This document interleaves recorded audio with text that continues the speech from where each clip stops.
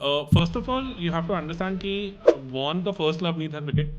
He never wanted to be a cricketer. Okay उनको Australian जो rugby होती है वो खेलना था.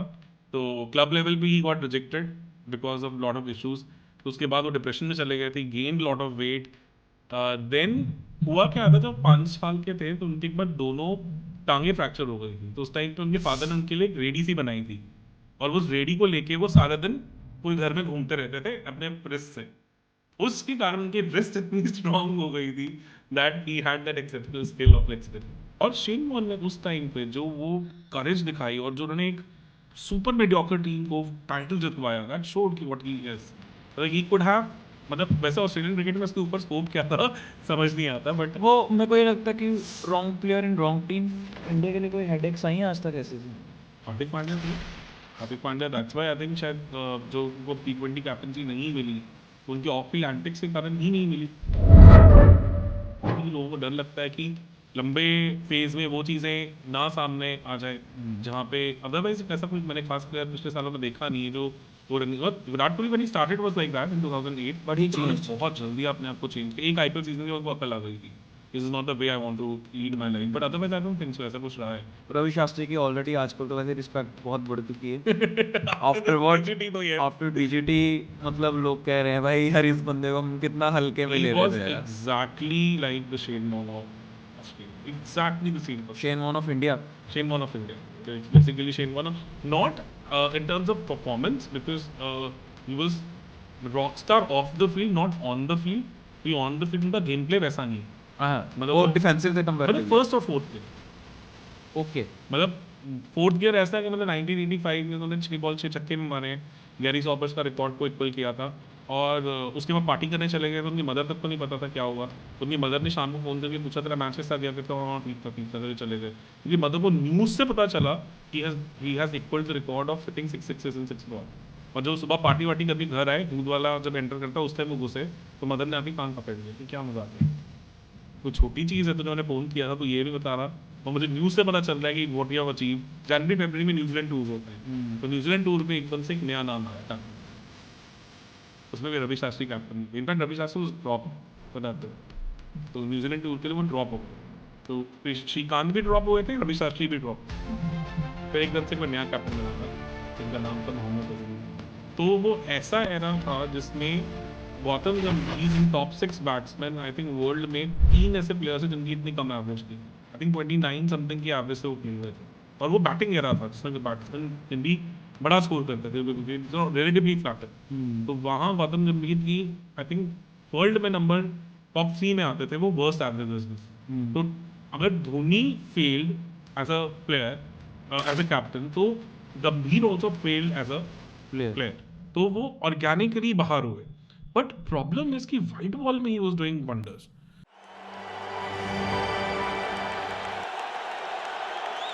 Hello everyone, welcome to First Empire podcast. And बहुत ही इंटरेस्टिंग टॉपिक है. बहुत सारी कंट्रोवर्सीज चल रही हैं कैप्टनसी के अराउंड. टेस्ट में किसको होनी चाहिए, किसको नहीं होनी चाहिए.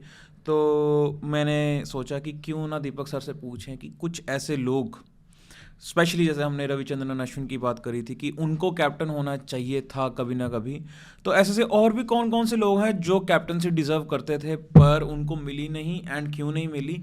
तो ये सब कहानियाँ बताने के लिए और उनका एनालिसिस करने के लिए आज हमारे साथ हैं हमारे एक्सपर्ट दीपक गोयल, हर बार की तरह. एंड स्टार्ट करते हैं इस पॉडकास्ट में. पर मैं एक चीज़ बताना चाहूँगा कि क्रिकेट को जब इस पॉडकास्ट में अगर आप आ रहे हो तो आप ये मान के चलो कि हमारा किसी के लिए भी बायस नहीं है, चाहे आप कोई भी लो. कहीं ना कहीं हमें ऐसे लगता है कि बायस क्यों होगा, आप ये समझिए क्योंकि क्रिकेट हमारे लिए एक स्पोर्ट्स है जिसको हम बहुत प्यार करते हैं. यहाँ पे अलग अलग BMI के लोग, रोहित शर्मा जैसे 35 BMI वाले, दीपक सर जैसे 45 BMI वाले, और eight the same time Washington जैसे 20 BMI वाले लोग जो हैं वो एक जगह यूनाइट होके क्रिकेट की बात करते हैं और क्रिकेट खेलते हैं. तो हम चलते हैं 40 BMI वाले दीपक सर के पास. सही है. आज हमने सर को हुडी में देख के इतनी खुशी हुई है, सर इतने क्यूट लग रहे हैं आज. हुडी पहनाइए सर. तो तो सही है, और साइज की आ भी गई है. नहीं नहीं सर, आते हैं कपड़े तो आते हैं आपके साइज के, आप लेते नहीं हो. तो सर करते हैं हम स्टार्ट। कौन कौन से लोग हैं ऐसे से, और कहाँ से स्टार्ट करना चाहोगे आप, कि कौन से? पहले सिंपल चीज बताओ, अगर आप पिछले 30 इयर्स ऑफ क्रिकेट व्यूइंग की बात करो तो टॉप 5 ऐसे ग्लोबल सुपरस्टार्स कौन रहे हैं जिनको मतलब आप कहोगे कि यार they have like captured the imagination of the world cricket? Last 30 years में सचिन पहले नंबर पे, लारा होंगे, Lara, Virat Kohli definitely, Shane Warne, और जो मतलब एक larger than life character. Larger than life में ऑस्ट्रेलिया में आ जाते हैं हेडन, गिलक्रिस्ट, पॉन्टिंग फिर भी पॉन्टिंग फिर भी उस पॉन्टिंग तो थे ही, पॉन्टिंग काफी, बल्कि मतलब क्लार्क की जो अचीवमेंट्स हैं वो भी पॉन्टिंग की वजह से, क्योंकि पॉन्टिंग ने जो टीम बनाई थी, जो कल्चर सेटअप करा था, इवन क्लार्क भी उतने डिस्कस नहीं होते। ऐसे से बहुत हैं, मतलब पर हैं ये 10-12 लोग होंगे। हाँ, टॉप 5 में मेरे को लगता है जो कल्ट फॉलोइंग वाले प्लेयर्स, क्रिस गेल बने एक, लास्ट 30 इयर्स में क्रिस गेल उस कल्ट फॉलोइंग में नहीं आते बिकॉज वो T20 एरा में ज्यादा आते हैं। वो मतलब उससे पहले नहीं आते। Sachin is one guy. 2015 की वर्ल्ड कप की जो विनिंग प्रेजेंटेशन थी उसमें when Melbourne crowd was showed his face, people like give him a standing ovation. मतलब वो वैसे प्लेयर हैं। हाँ, अगर आप ये पैरामीटर्स बोलोगे फिर तो बहुत कम है, फिर तो 4-5 उसमें I would still say borderline case में शायद वसीम अकरम भी आ जाते हो, बिकॉज वो भी वैसा ऑरा रखते हैं कि जो generationally one of the best players ever में माने गए हैं 30 इयर्स में, मतलब लास्ट 30 इयर्स में। इमरान खान भी कह सकते हो कुछ हद तक 30 इयर्स से बाहर निकल जाते हैं वो, बिकॉज 92 में रिटायर हो गए। वो कपिल देव एरा वाले में ज्यादा आ जाते हैं, इसलिए मैं इनको इतना काउंट नहीं कर रहा। मैं लास्ट 30 इयर्स की बात करूंगा तो सचिन और लारा को बियॉन्ड द क्रिकेट डिस्कस ही नहीं होता था हमारे टाइम पे। They were like the two cults. Batting में थर्ड कोई और डिस्कस ही नहीं होता था, even though they were people, but नहीं होते थे। बॉलिंग में हमेशा वॉन, मैकग्राथ इनकी बात होती थी, बट बिल्कुल जनरेशनली सबसे best players ever, best spinner कहेंगे वो वॉन मुरली के बीच में फाइट रही है। मुरली थोड़ी कंट्रोवर्सी से रह गए, पर what because of his of field antics also and whatever he brought on the field, जो वो पूरा थिएट्रिकल एक्सपीरियंस था, इसे डिस्कस हुए। तो मेरा वही रीजन था, जैसे one guy who has been our top 5 cricketers in last 30 years has never been the captain of Australia, full-time captain of Australia. तो वो मुझे था कि why not we start discussing with him, because first of all you have to understand कि Warne का first love नहीं था cricket. He never wanted to be a cricketer. Okay. उनको ऑस्ट्रेलियन जो रग्बी होती है वो खेलना था, तो क्लब लेवल पे ही got rejected because of lot of issues. तो उसके बाद वो डिप्रेशन में चले गए थे, gained lot of weight. Then हुआ क्या था, जब 5 साल के थे तो उनके एक बार दोनों टांगे फ्रैक्चर हो गई थी। तो उस टाइम पे उनके फादर ने उनके लिए एक रेडी सी बनाई थी, और उस रेडी को लेके वो सारे दिन पूरे घर में घूमते रहते थे अपने रिस्ट से। उसके कारण उनकी रिस्ट इतनी स्ट्रांग हो गई थी that he had that exceptional skill of leg spin. So very beautiful story about him कि वो 5 साल के इमेजेस भी हैं, नेट पे भी मिल जाएंगे, कि वो ट्रॉली सी होती है उसमें वो लेटे रहते थे और पूरे घर में वो ऐसे रेड़ के घूमते रहते थे, because his both legs were fractured at that time. तो उससे ही सेड कि I got that extra strength in my wrist. तो बड़ा इंटरेस्टिंग स्टोरी है। Nobody but I was able to discover this talent of his. So he was sent to mental conditioners at that time. He stayed with them, developed his skill as a player, worked on his fitness, lost weight, came back, and then was literally taken apart by Ravi Shastri and Sachin Tendulkar in Sydney Test match, in his debut match. और 60 run पे जब रवि शास्त्री थे तो उनका catch भी छोड़ा था Shane Warne ने उस मैच में। कॉटन बॉल चांस था अपनी बॉलिंग पे, एंड 200 समथिंग फॉर वन, मतलब he was taken apart by anything. अच्छा, एंड पहले ही मैच में मतलब धज्जियां उड़ गई थे। नोबडी वाज इवन, मतलब एवरीबडी वाज लाइक कि कहां से ये ब्लॉन्ड सा ओवरवेट मतलब लेग स्पिनर तुम ले आए, मतलब सेंस नहीं बनता। Then he was taken to Sri Lanka, और श्रीलंका में जीता हुआ मैच श्रीलंका हारी थी बिकॉज ऑफ शेन वॉर्न। मतलब फर्स्ट इनिंग्स में आई थिंक 200 प्लस की लीड थी कुछ, and Australia batted beautifully, gave them a target of 140 something, 150. Sri Lanka was cruising along, and then Shane Warne completely changed the match with a magical spell of 3 wickets. और श्रीलंका बहुत close margin से हारी थी। मतलब अगर आपने मुरली धरन के ऊपर जो 800 मूवी देखी हो तो उसमें वो मैच कवर भी हुआ है। तो उसमें देखा कि Ranatunga got so irritated, he said कि I need to change something in Sri Lankan cricket, and then he discovered Muralitharan. तो मुरलीधरन का उसी सीरीज में डेब्यू हुआ था, आई थिंक अगले मैच में या उससे अगले मैच में हुआ था डेब्यू। तो because of the Shane warns thing उन्होंने कहा था ये एक यंगस्टर ढूंढ के लाए हैं who is able to change the match on its head, हम भी ऐसा कोई बंदा ढूंढ के लेके आएंगे। तो वहां से शेन वॉर्न ऑरा बिल्ड होना शुरू हुआ। Then what he did in Ashes everybody knows जो उन्होंने माइक गेटिंग को बोल्ड मारा था, वो तो द गेटिंग बॉल मतलब ball of the century and all कहते हैं। उसके बाद he kind of had build that aura around himself. Mark Taylor was a stable captain by that time, उनके बियॉन्ड सोचता नहीं था। तो 98 के एशेस के बाद जब मार्क टेलर रिटायर हुए तो ऑर्गेनिक जो हेयर टू द क्राउन तो स्टीव वॉ ही थे। स्टीव वॉ सबसे बड़े प्लेयर थे उस टाइम के उनके सेटअप के, तो he became the captain, vice captain was Shane Warne. तो 98 एशेस के बाद ही शेन वॉर्न कैप्टन बन गए थे, वाइस कैप्टन बन गए थे विद स्टीव वॉ। 99 स्टार्ट हुआ, बहुत इंपॉर्टेंट सीरीज थी, फ्रैंक लॉरेंस सीरीज, वहाँ पे वेस्ट इंडीज में। अगर वो आपको सीरीज याद हो तो वो सीरीज थी जिसमें लारा ने 150 समथिंग मार के चेस किया था। नहीं, मुझे इसलिए नहीं याद, मैं 4 साल का था। बड़ी वो एक ऐसी लेजेंडरी सीरीज है। उसमें ना क्या हुआ था 99 पे, 2 बहुत लेजेंडरी नॉक्स हुई हैं ऑलमोस्ट साइमल्टेनियसली सेम टाइम पे। One was Sachin Tendulkar 136 in Chennai against Pakistan, जिसमें वसीम अकरम थे, जिसमें आपके ये सकीन मुश्ताक थे as a bowler, and then Waqar Younis was there, Shoaib Akhtar was not there in that match, उसके बाद आए थे वो। तो और on the same time West Indies में मैच हुआ था जहाँ पे 300 प्लस चेस करना था वेस्ट इंडीज को against Shane Warne against McGrath Gillespie, इन इस तरह के अटैक के अगेंस्ट। तो सचिन तो एगनाइजिंगली क्लोज मैच लेके रह गए थे because he was dismissed and then tail crumbled. Lara on the contrary was able to win that match in test, and is rated as one of the best test innings ever. तो Shane Warne ने पहले तो test matches में I think 2 wickets ली थी उस पूरी series में। अच्छा। और जो डिसाइडिंग मैच था, जो जीतना बहुत जरूरी था because Australia's prime was at the stake at that time, और उस टाइम पे आप सोचो कि वो baton had shifted from West Indies to Australia. 95 तक तो वेस्ट इंडीज ने क्रिकेट को डोमिनेट किया। 96 वर्ल्ड कप का जो सेमीफाइनल था, जहाँ पे मोहाली में 35-40 रन चाहिए थे और 7 विकेट्स हाथ में थी और वेस्ट इंडीज हार गई थी again because of this guy named Shane Warne. वहां से वो बैटन शिफ्ट होना शुरू हुआ था from West Indies to Australia. तो इस सीरीज में शोल्डर इंजरी से वापस आए थे, Warne was not giving his best, he was dropped for 3rd test match. ठीक है। Being a vice captain he was dropped and उसमें कॉलिन मिलर को चांस मिला था। अगर आपको याद हो, कभी आपने कभी रील्स एंड ऑल देखे हो तो ब्लू से कलर के हेयर का बॉलर ऑफ पिन बॉल कर रहा है, कभी मीडियम पेस कर रहा है, तो ही वाज कॉलिन मिलर। तो he along with Stuart MacGill took 8 wickets in that test match and Australia was able to win that test match. But Shane Warne still date says कि मुझे drop करना बनता नहीं था because I was getting back into my rhythm and I was vice captain of the team, it was too harsh. तो उनके कारण उनका स्टीव वॉ के साथ आज तक फॉलो आउट रहा है। उनको जब पूछते थे who is the best batsman ever, तो वो स्टीव वॉ का नाम नहीं लेते हैं, मतलब वेस्ट इंडीज ऑस्ट्रेलिया से, तो वो हमेशा रिकी पॉन्टिंग की बात करते हैं। कैप्टनसी में भी उन्हीं की बात करते हैं बिकॉज एक वो पर्सनल रिफ्ट आना वहां से शुरू हो गया। उसके बाद सबसे बड़ा टूर्नामेंट था 99 का world cup. Australia was very keen to win that tournament because 12 साल से वर्ल्ड कप नहीं जीते थे। वर्ल्ड कप से जस्ट पहले इन्होंने एक स्टेटमेंट दी जहां इन्होंने अर्जुन रणतुंगा की बहुत ज्यादा बेइज्जती की थी। अच्छा। कि I don't like him and all, बहुत पर्सनल कमेंट्स किए थे and that's why ICC had band him for 2 matches. ये वैसे शेन वॉर्न का ये पूरा केस हमेशा से ही रहा है, ये हमने बहुत जो रिसेंट में भी था उनका लास्ट प्लेइंग ईयर्स में भी जो उनका सैमुअल्स के साथ भी रहा था। सैमुअल्स के साथ रहा है उनका, मतलब उनके एडल्ट वीडियोस बहुत आए हैं जहाँ पे he is doing crazy stuff on the bonnet of a car and what not. उन्होंने मतलब हैम्पशायर के लिए जब वो काउंटी खेल रहे थे 2000 में, तो एक नर्स को उन्होंने काफ़ी एडल्ट मैसेजेस भेजे थे।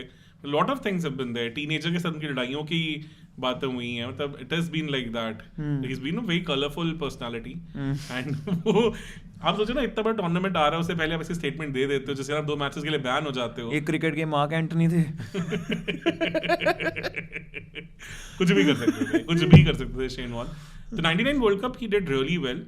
एक बहुत interesting story which very few people know और ज़्यादा डिस्कस नहीं होता है, और मैंने कुछ ऑस्ट्रेलियन पॉडकास्ट में देखे थे जहाँ पे जो ब्रेट ली के बड़े भाई हैं Stuart Lee, he came on that and he even admitted to that कि दिस रियली हैपेंड। जब Australia versus South Africa super 6 का मैच था, तो ऑस्ट्रेलिया का जब बिफोर द मैच जो उनका टीम मीटिंग हो रही थी, उसमें शेन वॉर्न ने एक पॉइंट बोला था कि जो हर्शल गिब्स है वो कैच करने के बाद अपनी सेलिब्रिटी मूड में चले जाते हैं और कैच कंप्लीट नहीं करते। तो इफ दैट हैपेंस, आप लोगों ने वेट करना है और एम्पायर को डिसीजन लेने तक वापस नहीं आना. This has been said by Shane Warne just before that match. और ये admit भी कर चुके हैं players कि yes ये हुआ था. You can see a lot of reels of that on YouTube also. Stuart Lee, who was the elder brother of Brett Lee, उन्होंने तो openly कहा है कि हाँ this was said. And उसी मैच में ये इंस्टेंस हुआ जब स्टीव वॉ एक बड़ा इम्प्रॉबेबल सा टोटल चेज करते हुए 56 पे थे, उन्होंने चिप किया शॉट और हर्शल गिब्स के हाथ में बॉल गई और हर्शल गिब्स सेलिब्रेट करने लगे तो बॉल गिर गई and that was considered as a drop. But वो हर्शल गिब्स हमेशा करते थे पूरी सीरीज में, but nobody kind of took note of that. Shane Warne was able to. तो ये दिखाता है कि उस बंदे की कितनी माइक्रो डिटेलिंग वाली कैपेबिलिटी थी और ये वर्ल्ड कप टर्निंग मोमेंट था.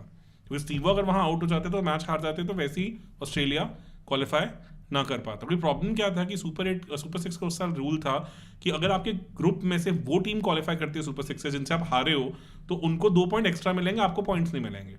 तो इनके ग्रुप से जो क्वालिफाई किए थे वो पाकिस्तान और न्यूजीलैंड किए थे, दोनों से ऑस्ट्रेलिया लीग में हार के आ रही थी. तो इसलिए ऑस्ट्रेलिया केम विद 0 पॉइंट. तो ऑस्ट्रेलिया के तीनों सुपर 6 के मैच इतने इंपॉर्टेंट थे.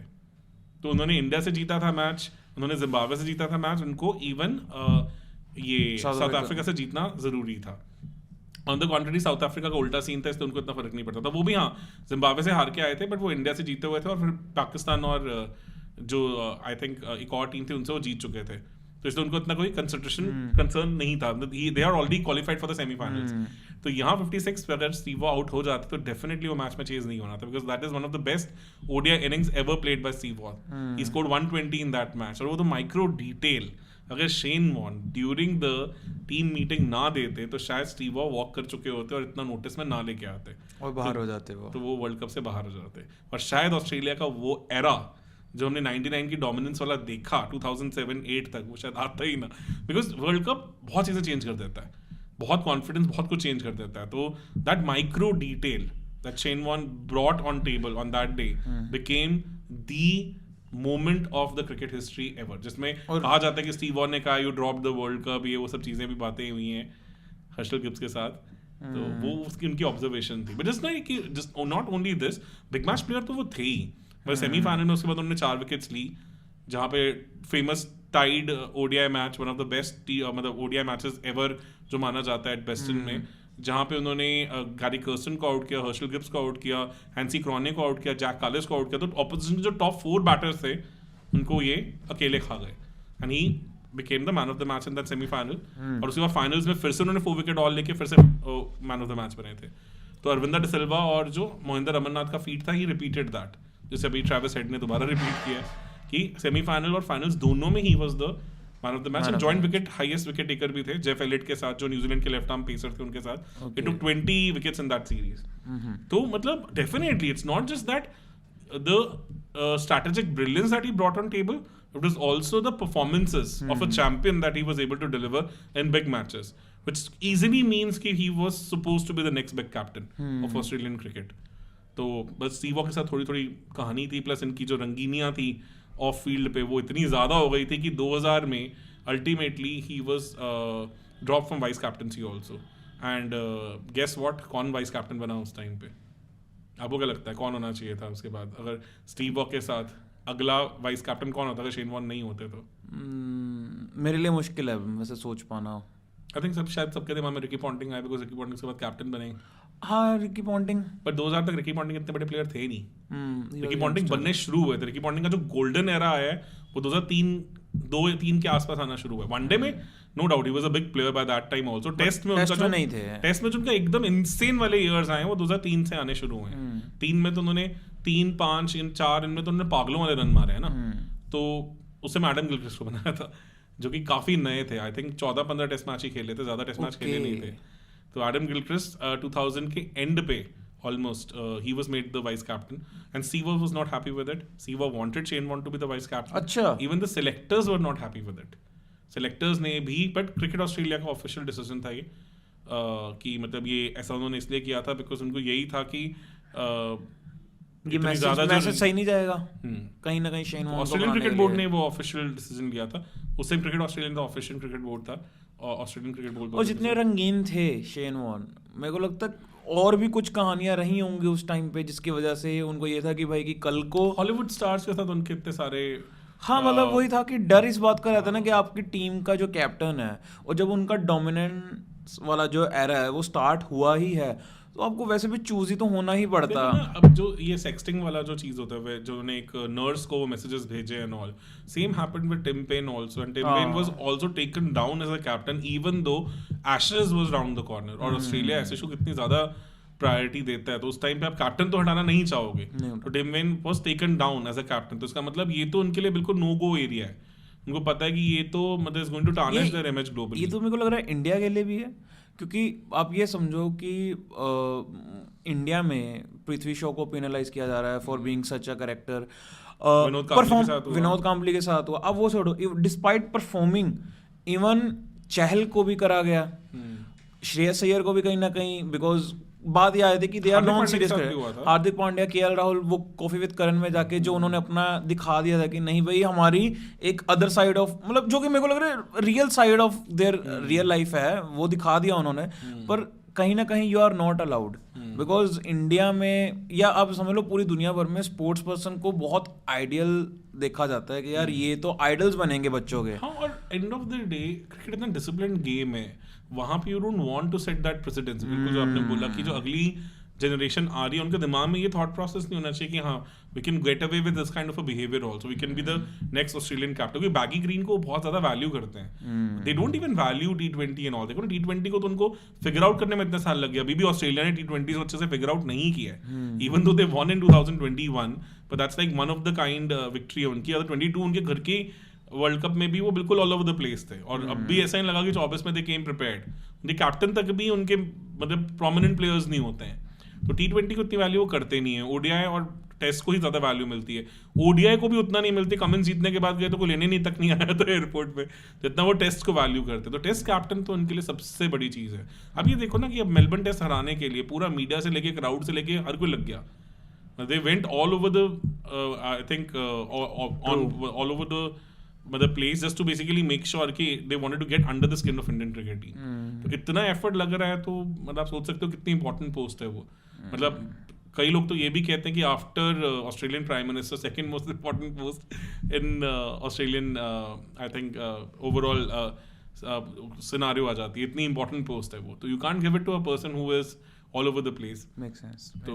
तो फिर जब रिकी पॉन्टिंग कैसे आए फिर, मतलब कैप्टनसी में, मतलब अगर गिलक्रिस्ट को वाइस कैप्टन बनाया गया था तो रिकी पॉन्टिंग कैसे बन गए?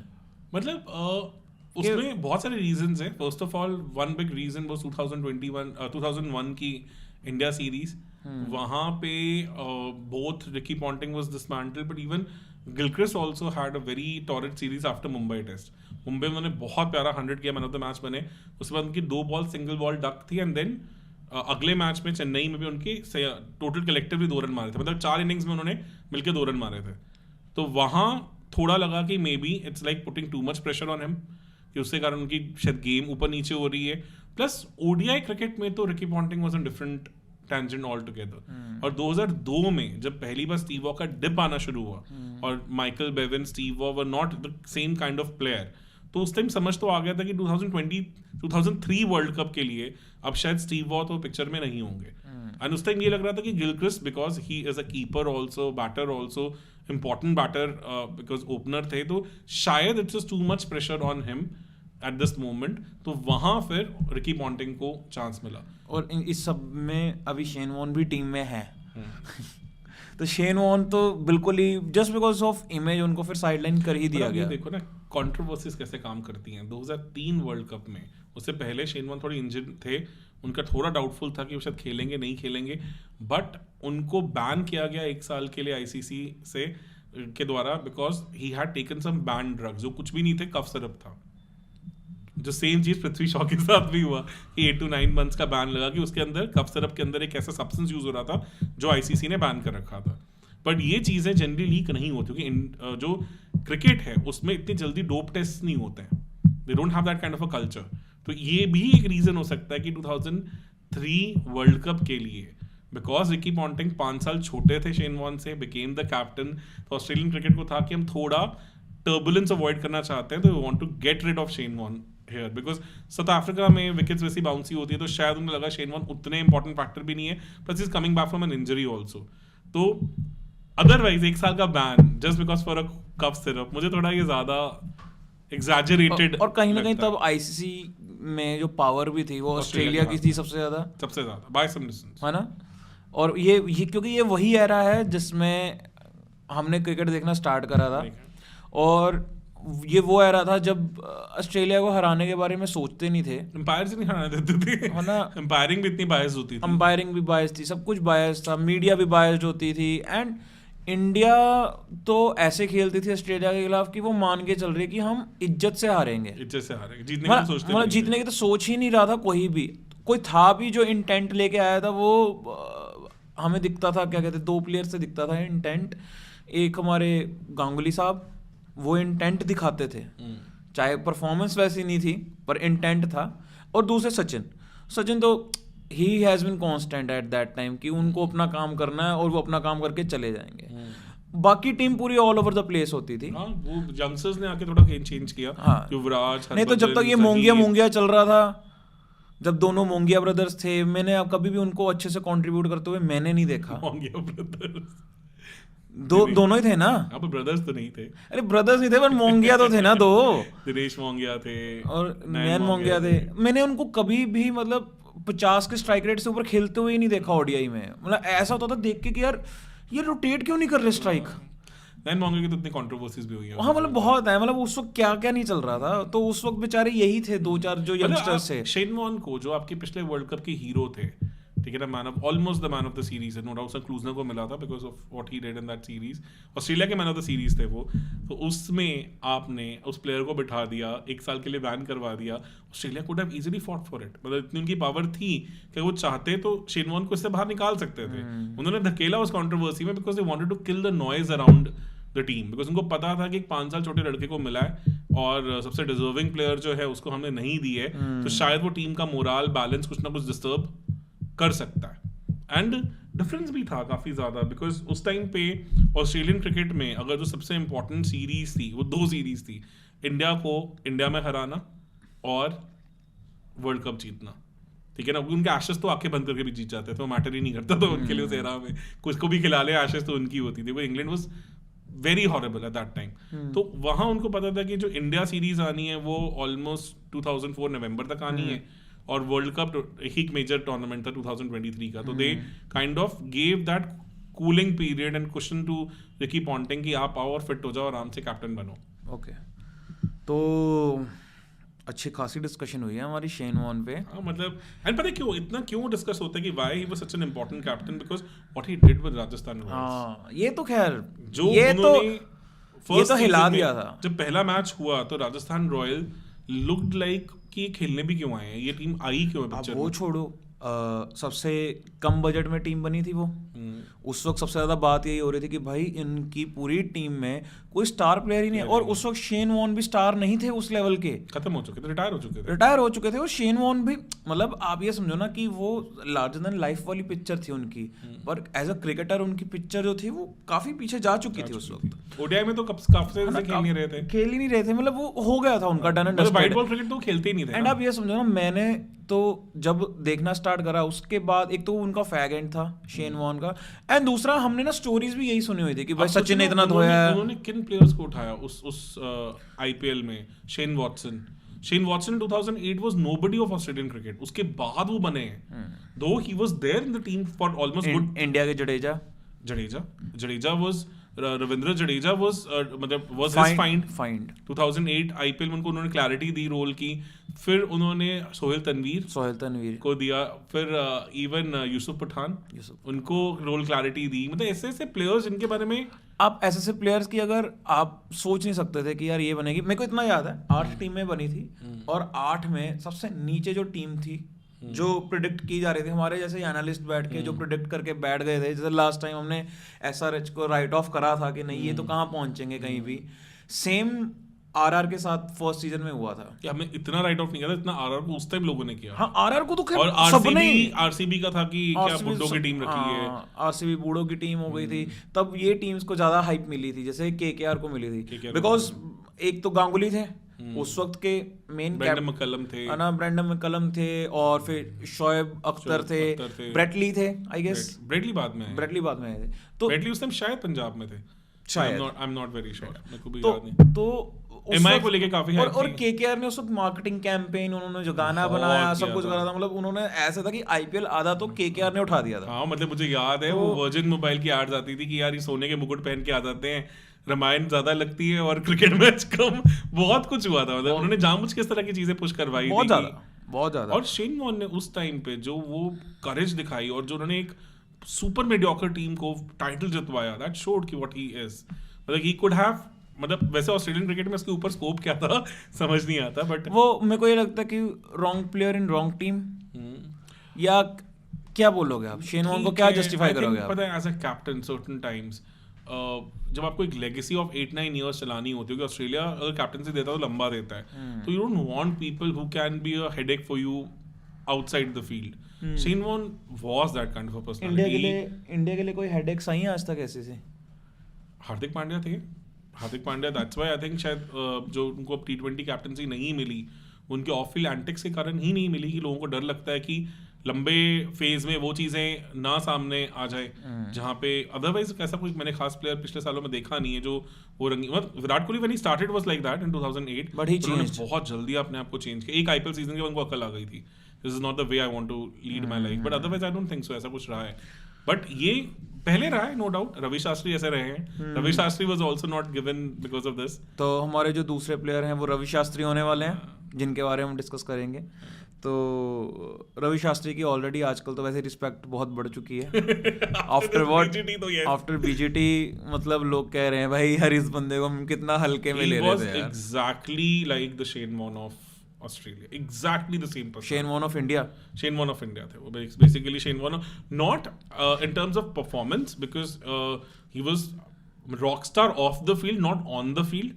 कोई on the field उनका गेम प्ले वैसा नहीं था, मतलब वो डिफेंसिव थे कंपैरेटिवली, मतलब फर्स्ट और फोर्थ गियर, ओके, मतलब फोर्थ गियर ऐसा है कि मतलब 1985 में उन्होंने 6 बॉल 6 छक्के में मारे हैं, गैरी सॉबर्स का रिकॉर्ड को इक्वल किया था, और उसके बाद पार्टी करने चले गए, तो उनकी मदर तक को नहीं पता था क्या हुआ, तो उनकी मदर ने शाम को फोन करके पूछा तेरा मैच कैसा गया, कहते हाँ ठीक था करके चले गए।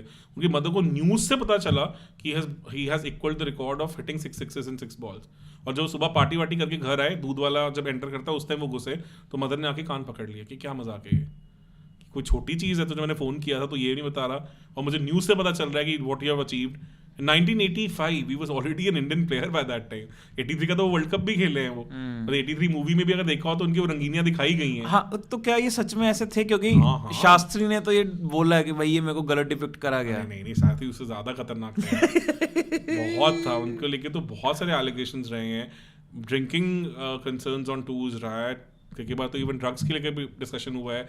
अमृता सिंह के साथ 1987 में ही वाज एसोसिएटेड, रूमर्स थे, नॉट श्योर, हुआ नहीं हुआ, मतलब Amrita Singh eight that time was a big star, मतलब शाहरुख खान को भी ब्रेक दिलवाने में उनका काफी मेजर रोल रहा है, वो बहुत इन्फ्लुएंशियल सेटअप में से आए हैं। उसके बाद तभी तो सैफ अली खान के लिए she was like the trophy wife eight that time, जबकि एज गैप इतना बड़ा था, तो वो था। देन 87 में जितना आई रिमेंबर, इनका डीडी के ऊपर एक दैट्स क्रिकेट करके एक सीरीज आती होती थी, कोचिंग सीरीज, संडे को मॉर्निंग आती थी, 15 मिनट का होता था। तो ये सब चीजें उस एरा में कौन करता था, इतना लाइमलाइट, ये वो टीवी से आप एसोसिएटेड हो, और बीसीसीआई ये चीजें लाइक भी नहीं करती थी, और उससे बड़ा कंट्रोल्ड सा सेटअप था बीसीसीआई। और शास्त्री मतलब एक ये भी था कि वो तो शुरू से ही मतलब बोलने में बढ़िया थे यार। 85 में जब उन्होंने वो वर्ल्ड क्रिकेट सीरीज जब जीती थी, जब उसमें मतलब बहुत अमेजिंग सीरीज थी, इंटरेस्टिंग सीरीज है वो एक्चुअली में जो विक्टोरिया स्टेट है ऑस्ट्रेलिया की, उसके 150 इयर्स पूरे हुए थे, तो इसलिए वो सीरीज रखी गई थी टू बेसिकली सेलिब्रेट दैट, और इसलिए मेजॉरिटी मैचेस मेलबर्न और सिडनी में हुए थे, which kind of suits India. तो वहां पे स्पिन मिलती है दोनों विकेट्स पे, तो शास्त्री और जो एल शिवरामाकृष्णन है, उन दोनों ने तो बिल्कुल बैंड बजा दी थी, मतलब दोनों इंडिया के टॉप कमेंटेटर्स।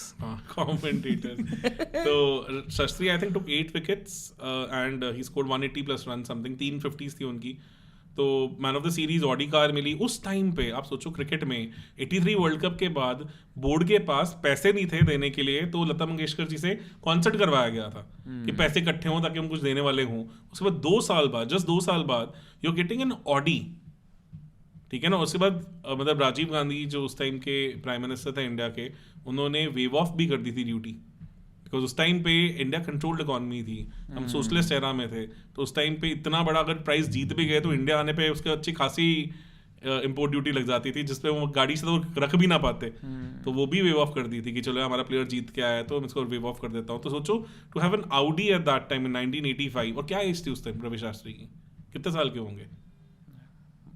25-26 23 साल के। He was 1962 born, तो वो 23 साल, वो 21 साल की एज में वर्ल्ड कप खेला 1983 का। ओके, मतलब 21 साल, 23 साल की उम्र में आप सोचो क्या होता है। मतलब 23 साल की उम्र इज लाइक व्हाट, जो आज के रेट में आप जायसवाल 22 के ऑलमोस्ट उसी एज के, तो आप सोचो वो वाला आप सोच रहे हो कि आप ऑडी गाड़ी लेके आ रहे हो, आपका मतलब अब you are the talk of the town. और 85 में इक्विवेलेंट टू जो 2007 वर्ल्ड कप में युवराज ने कर दिया था 6 छक्के मार के, हाँ, जो ऑरा बनाया था अपना, उनको भी गिफ्ट मिले थे। उस टाइम तो ऑलरेडी बहुत बड़े प्लेयर थे, ये नहीं थे, नहीं ये उसके बाद एक्सपेक्टेड था कि बनेंगे। तो 85 में एक तो Mumbai lobby was very strong, तो गावस्कर वाज द कैप्टन। उस टाइम गावस्कर और कपिल देव में ही पिंग पोंग चलती रहती थी, बिकॉज पहले बिशन सिंह बेदी के बाद इन दोनों के बीच में कहानी बनती थी, तू बन जा मैं बन जा वाला साहब चल रहा।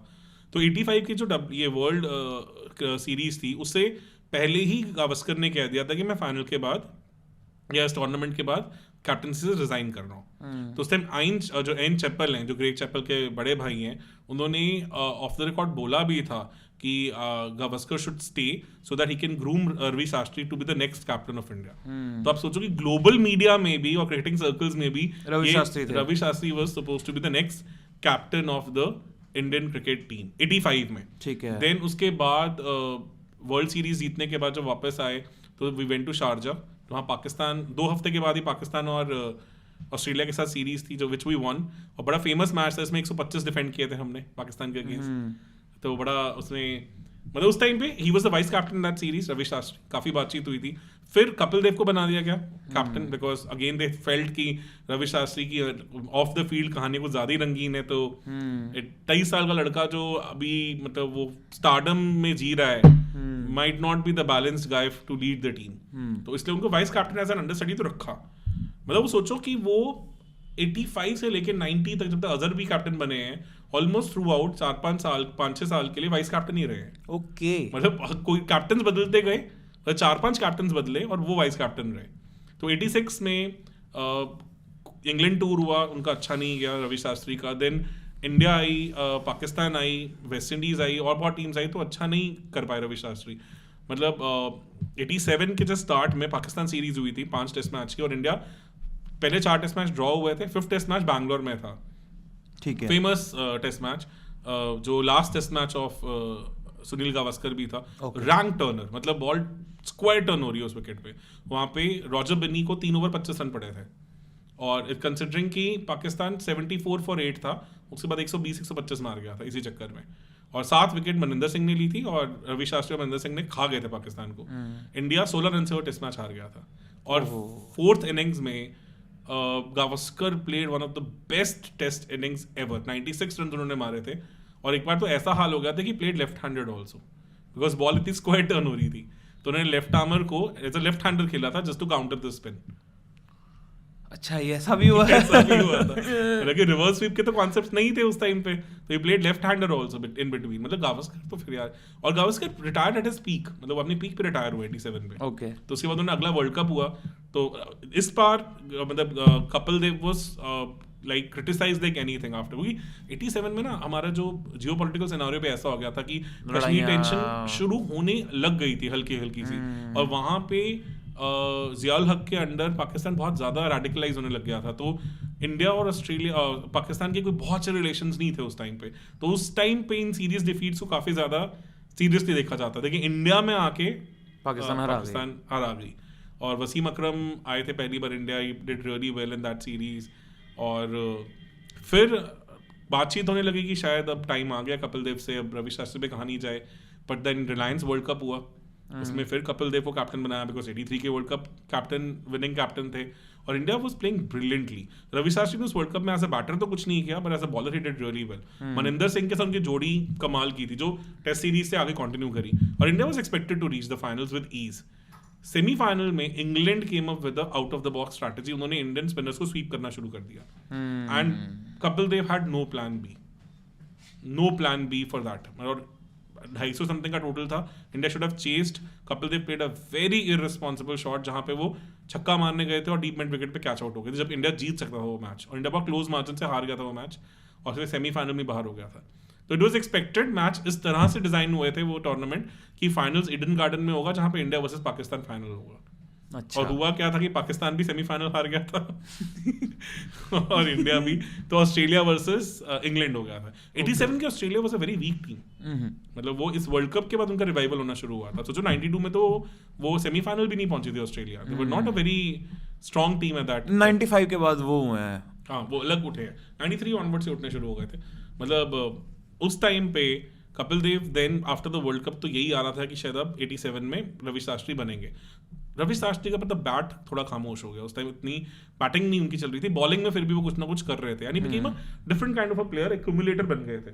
87 में एक और अमेजिंग चीज हुई, उस टाइम पे डेलॉयट की मतलब रेटिंग्स आती थी, क्रिकेट रेटिंग्स, जैसे अब हमारी आईसीसी की होती, बीच में एलजी की थी, C8 की थी, वैसे उस टाइम डेलॉयट की होती थी जो सबसे ज्यादा टॉक्ड अबाउट होती थी। उसमें Dilip Vengsarkar was ranked number 1 batsman in the world 87 में, इफ यू रिमेंबर। Yes. उन्होंने लॉर्ड्स में हंड्रेड्स, बड़ा कुछ था उस एरा में, और वहाँ फिर दिलीप वेंगसरकर को चांस मिला to become the captain of India. West Indies India I but 88 में आई थिंक, बट उस टाइम वेंगसरकर वाज इंजर्ड और वेस्ट इंडीज 1-0 से सीरीज में आगे चल रही थी। Then Ravi Shastri again, who was the vice captain, was made the captain, and उस मैच में डेब्यू किया था एक बड़े अच्छे लेग स्पिनर ने जिसका नाम था नरेंद्र हिरवानी, ओके, जो मध्य प्रदेश से आते थे।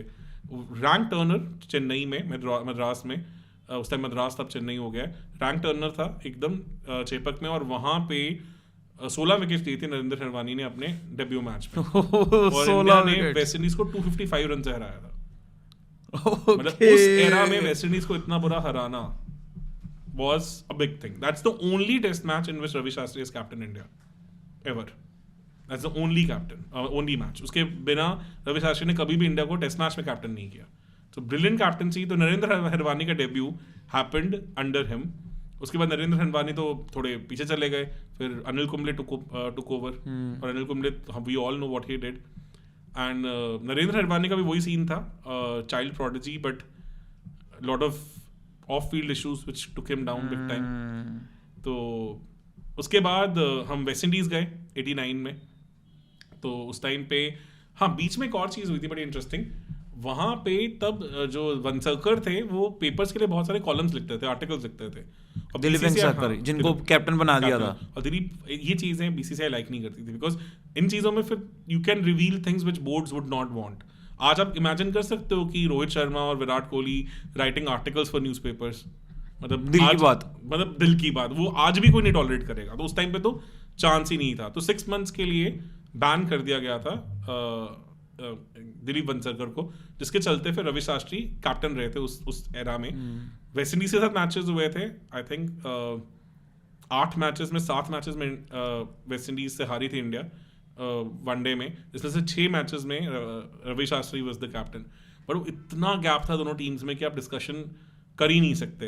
पर उसके बाद we went to Sharjah to play New Zealand and Sri Lanka, और वो सीरीज इंडिया इजीली जीती थी under his captaincy Ravi Shastri के। तो फिर 89 सीरीज आई, इंडिया वेस्ट इंडीज गई, फिर से वापस लेके आए वेंगसरकर को एज अ कैप्टन। इंडिया बुरी तरह हार के आई जो एक्सपेक्टेड था, और वो डेब्यू सीरीज हो सकती थी सचिन तेंदुलकर की। Sachin Tendulkar was not considered for that series, क्योंकि उनको था कि वेस्ट इंडीज में शायद उन फास्ट बॉलर्स को छोटा बच्चा ना खेल पाए। वो फास्ट बॉलर्स कौन थे वो तो पता ही, Malcolm Marshall, Ambrose, Ian Bishop, उस वाले फास्ट बॉलर्स की बात मैं कर रहा हूँ। तो उनको लगा कि शायद ये नहीं खेल पाएंगे स्पेस को, तो नहीं लेके गए थे। तो Dilip Vengsarkar was the captain. Then बड़ा इंटरेस्टिंग हुआ था, जब वापस आ रही थी इंडिया तो दे वेंट टू यूएसए में एग्जीबिशन मैच खेलने चले गए थे बीसीसीआई से बिना पूछे। काफी सारे प्लेयर्स, तो वो सारे प्लेयर्स बैन हो गए थे। तो बैन बाद में रिवोक हो गया था, but Dilip Vengsarkar was then taken down as a captain.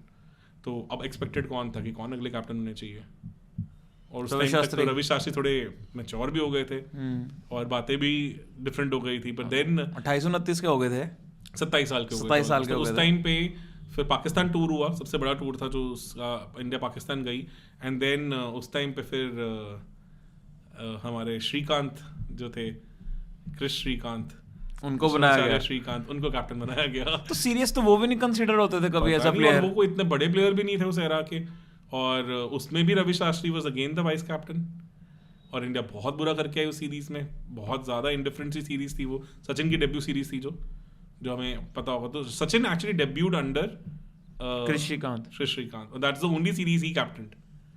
And then फिर उसके बाद 89 में जब ये सीरीज खत्म हुई, 89 अगर आपको याद हो तो नवंबर 89 में सचिन ने डेब्यू किया था, तो 89 एंड तक ये सब सीरीज वापस आए तो श्रीकांत चले गए। उसके बाद 90 में अगर आपको याद हो, फरवरी में जनवरी फरवरी में न्यूजीलैंड टूर्स होते हैं, तो न्यूजीलैंड टूर पे एकदम से एक नया नाम आया कैप्टन, उसमें भी रवि शास्त्री कैप्टन नहीं थे, in fact Ravi Shastri was dropped for that tour, तो न्यूजीलैंड टूर के लिए वो ड्रॉप हो गए थे, तो श्रीकांत भी ड्रॉप हुए थे, रवि शास्त्री भी ड्रॉप हुए थे, और फिर एकदम से कोई नया कैप्टन बना था जिनका नाम था मोहम्मद अजहरुद्दीन।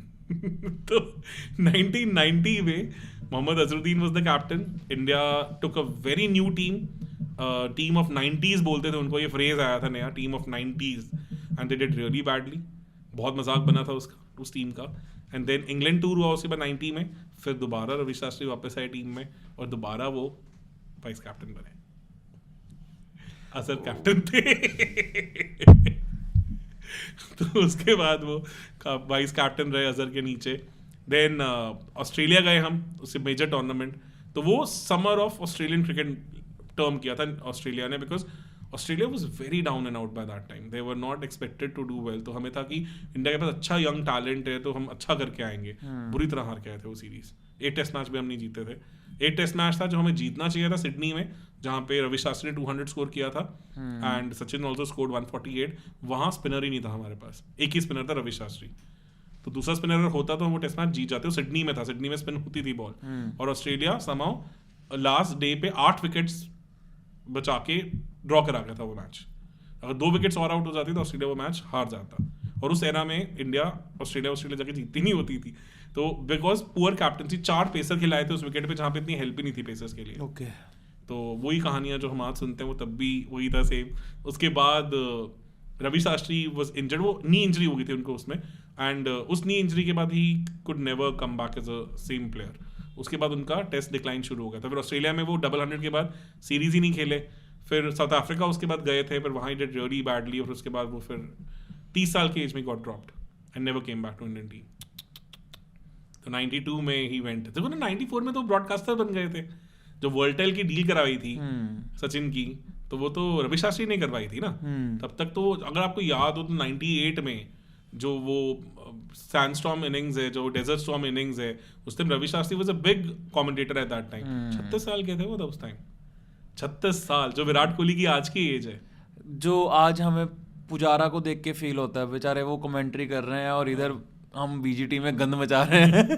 तो 92 में हो गया था, 92 में रवि शास्त्री, नो डाउट रवि शास्त्री मैं नहीं कहूँगा कि बहुत लेजेंडरी प्लेयर थे, but he was batting allrounder, जो बैटिंग ऑफ दैट एरा में जडेजा से थोड़े बेटर कंट्रीब्यूट करते थे, और एवरेज आप कहोगे तो समझ लोगे, पर वो एरा अलग था, और बॉलिंग में जडेजा से नीचे थे, तो वो बैटिंग ऑलराउंडर थे, but he did his bits and pieces. But was he smart enough कि वो मतलब एक हम बात कर रहे हैं कि क्या वो कैप्टन मटेरियल थे? अब वो आई डोंट थिंक उनकी कोचिंग स्टिंट के बाद ही हमारे डाउट भी होना चाहिए, और स्ट्रैटेजिस्ट तो वो बेस्ट माने गए। मतलब Sachin Tendulkar rates him so high कि 98 में जब शेन वॉर्न के अगेंस्ट उन्होंने अटैक करना था, तो he went to Ravi Shastri for all the technical advice कि मैं करूँ क्या। तो रवि शास्त्री सेड कि मैं तो लंबा हूँ, ही was a tall handsome guy, तो ही सेड कि मैं तो शेन वॉर्न को रीच करके पहुंच जाता हूँ, आप तो नहीं पहुंच पाएंगे, तो आपको आउटसाइड रफ वो बॉल करेगा, 100% बात है कि वो अराउंड द विकेट जाएगा और रफ में बॉल करेगा, तो you have to develop a shot जहां आपको विदाउट रीचिंग द बॉल मारना है। तो उन्होंने फिर एल शिवरामकृष्णन को पकड़ा था रेड नेट्स में, और वो रफ कर देते थे अराउंड द विकेट, और उनको कहा था रफ में बॉल करो, उन्होंने फिर पैडल स्वीप उस टाइम पे इन्वेंट किया था। तो इन्वेंट ही कहूंगा, उससे पहले क्रिकेट में ज्यादा डिस्कस नहीं हुआ शॉट को, मतलब मेन स्ट्रीम कर दिया था, यू कैन से दैट। और उसके बाद भी पैडल स्वीप आज की डेट में कोई खास खेलता नहीं है, तो मुश्किल है वो शॉट, बहुत ज्यादा प्रैक्टिस चाहिए। एंड यही हुआ, शेन वॉर्न ने ये as a secret weapon prepare किया था फॉर 98 सीरीज कि मैं अराउंड द विकेट जाऊंगा और मैं सचिन को बिल्कुल चोक कर दूंगा, और सचिन अपनी पेशेंस लूज कर दें, वो स्ट्रोक प्लेयर थे, खत्म हो जाएंगे। Ravi Shastri knew this is coming before the series, और उन्होंने तेंदुलकर को एडवाइस किया था इसके लिए प्रिपेयर कैसे करना है। तो अब ये सोचो कि एक बंदा मतलब could read what is coming his way. And बड़ा फेमस कोट है, मार्क टेलर की इंटरव्यू है एक बार, तो मार्क टेलर सेड कि फर्स्ट इनिंग्स में तो सचिन वैसे ही आउट हो गए थे 4 रन मार के चेन्नई टेस्ट मैच में, तो फर्स्ट इनिंग में ऑस्ट्रेलिया ने अच्छी खासी लीड ली थी, और सेकेंड इनिंग्स में नवजोत सिद्धू ने रन मारे, सचिन आए, तो मैच परफेक्टली इन बैलेंस था। मतलब इंडिया के पास ऑलमोस्ट हार्डली एनी लीड थी, और अगर सचिन वहाँ आउट होता तो टेस्ट मैच खत्म था। तो सचिन ने आके रन मारे, फिर शेन वॉर्न गए राउंड द विकेट, सचिन ने paddle sweep, inside out shot, ये वो मार के बुरा हाल कर दिया। तो शेन वॉर्न गए कैप्टन के पास, hey captain now what we do, he said now we loose.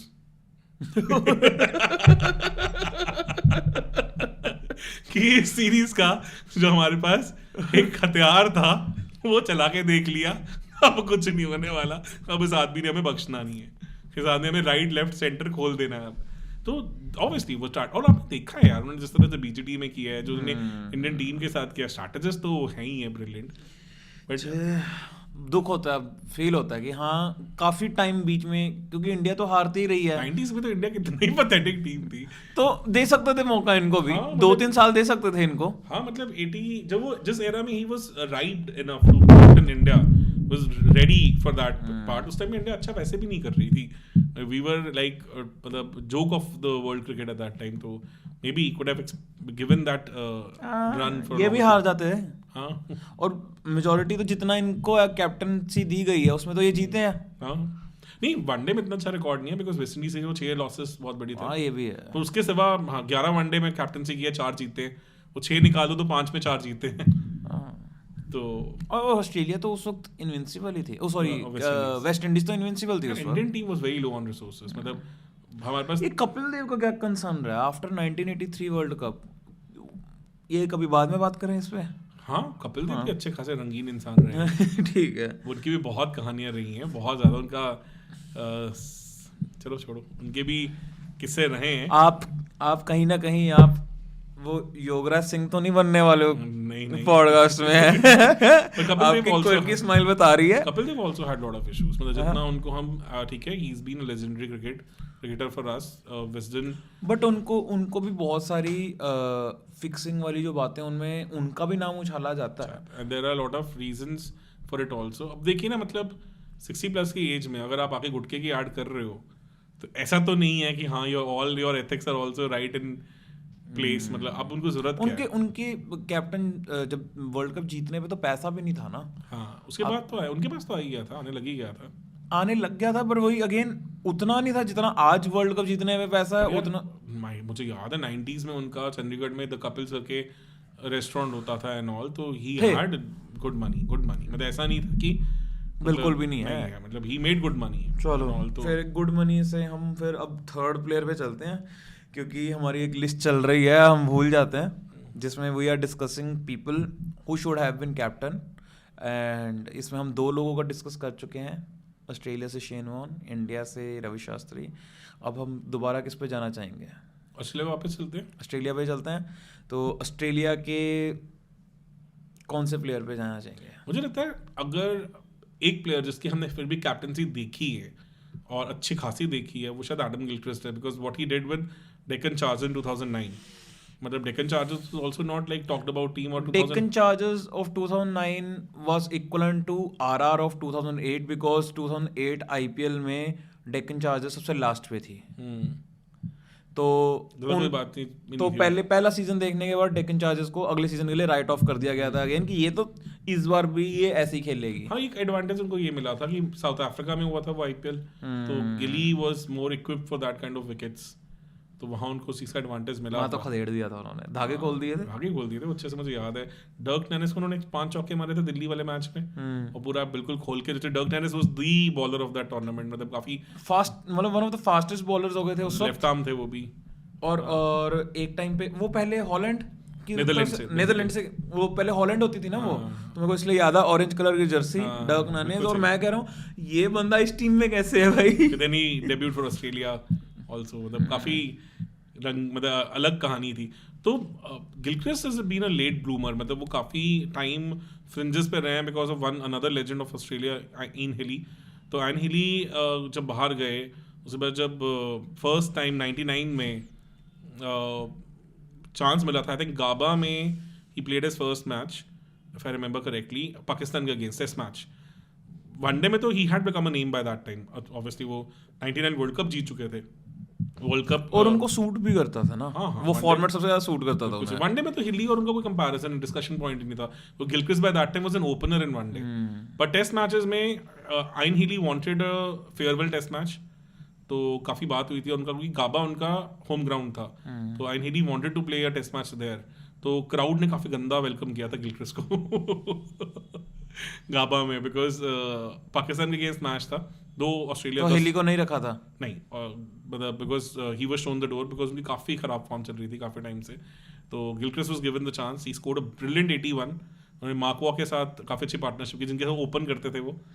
तो पाकिस्तान भी अच्छा खेली थी उस सीरीज में, पर वो गिली ने एक ऐसे टाइम पे वो आए थे जब मैच इवन कीन में फंसा हुआ था, एंड वो एकदम बड़ी पार्टनरशिप करके निकाल के ले गए थे. Mark Waugh scored 100 and he scored 81, and 10 wicket से ऑस्ट्रेलिया वो मैच जीत गई थी. तो सेकेंड इनिंग्स में प्रेशर में थे, तो I think kind of collapsed Pakistan. और फिर उसके अगला मैच जो सेकेंड मैच था वो होबार्ट में था. That was the legendary match. वहाँ पे आई थिंक 365-66 को चेज कर रहे थे, 368 या 69 का टारगेट था, और ऑस्ट्रेलिया वाज 126 फॉर 5. और उस अटैक में बॉलर्स थे शोएब अख्तर, सकलेन मुश्ताक और वसीम अकरम. तो आप इमेजिन कर सकते हैं कि किस तरह का बॉलिंग अटैक था. और 5 for 126, एवरीबडी गॉन. लैंगर रह गए थे और गिलक्रिस्ट रह गए थे. दोनों ने खींच के आई थिंक 340 समथिंग की पार्टनरशिप स्कोर की थी. मतलब वो मैच, और जो 240 समथिंग की पार्टनरशिप स्कोर की थी. और Gilchrist played a beautiful knock, 150 plus I think he scored. Runner ball 100 and 150 या 149 ऐसा कुछ था उनके. रनर बॉल 100 थी उनकी ऑलमोस्ट. और वहाँ से फिर उनकी बातचीत होनी शुरू हुई थी कि यार ये कुछ एक्सेप्शनल प्लेयर है. क्योंकि पाकिस्तान उस टाइम पे 99 वर्ल्ड कप अगर किसी को जीतना चाहिए था, पाकिस्तान को जीतना चाहिए था. They were too strong a team. They just gifted that world cup to Australia on platter. Australia was not very strong team at that time. They had their issues. मतलब वो स्टार्टिंग में तो पाकिस्तान से हारी थी लीग मैच में, New Zealand से हारी थी. पहले 3 मैच में से 2 मैच तो हार गई थी. मतलब वो उसके बाद ऐसा था कि वो एक भी और मैच नहीं हार सकते थे पूरे टूर्नामेंट में. तो वहाँ से वो उनका रिकॉर्ड वो ना हारने वाला जाके 2011 में जाके टूटा था. मतलब तो ऐसा हिसाब था. तो वो टेस्ट मैच सीरीज में भी पाकिस्तान काफ़ी खतरनाक टीम थी, नो डाउट. फर्क क्या पड़ गया था कि Wasim Akram after his diabetes was not the same bowler any more for those Australian wickets, because Australian wickets आपको थोड़ी पेस चाहिए होती है. मतलब सिर्फ स्विंग सीम से उतना काम नहीं चलता, आपको कोई 135-140 प्लस चाहिए होता है. तो जो डिप इन पेस था उससे वसीम अकरम थोड़े इनफेक्टिव हो गए थे, पर सिर्फ अकरम तो अकरम ही थे. तो उसमें अगर होबार्ट में वहाँ गिलक्रिस्ट ना वैसा करते, इतना मेरे ख्याल, मतलब आप सोचो ना 126 और 5 से अगर आप मतलब 370 ऑलमोस्ट चेस कर रहे हो, तो वो as good as a miracle ही है. तो वो कंट्रोवर्सी भी हुई थी, मतलब उसमें एक अंपायरिंग डिसीजन उनके फेवर में गया था. लैंगर कॉट बिहाइंड हो गए थे 230 समथिंग पे था जब ऑस्ट्रेलिया, बट वो दिया नहीं था. जो ऑब्वियसली वो सेरा में वो हेल्थ तो मिलती ही थी, बट अपार्ट फ्रॉम गिलक्रिस्ट के ऐसे कोई भी मतलब ऐसा वो नहीं था. Saqlain Mushtaq was brilliant in that series, was brilliant. I think first innings में टुक अ 6 विकेट हॉल. सकलेन मुश्ताक तो सेरा में कोई पकड़ ही नहीं पाता था ना.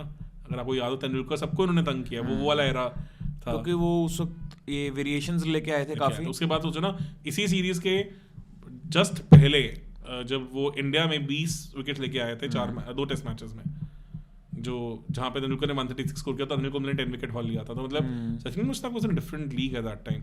Wasim Akram, Shoaib Akhtar with his express pace, everything. तो होबार्ट में जीते, 3-0 सीरीज जीती है. उसके बाद तो फिर ऑब्वियसली पर्थ में तो पाकिस्तान गिव अप सही हो गई थी कि सीरीज ही खत्म हो गई है. फिर इंडिया को 3-0 से हराया. Then obviously he became that can say the poster boy of Australian cricket, the kind of exuberance that he brought on table. कितनी बार ऐसा हुआ है कि ऑस्ट्रेलिया डाउन एंड आउट है और एकदम काउंटर अटैकिंग इनिंग्स खेल के गिलक्रिस्ट उस मैच को बिल्कुल ही पलट के ले गए. तो ऐसा प्लेयर जिसके पास वो स्किल था, वो एबिलिटी थी.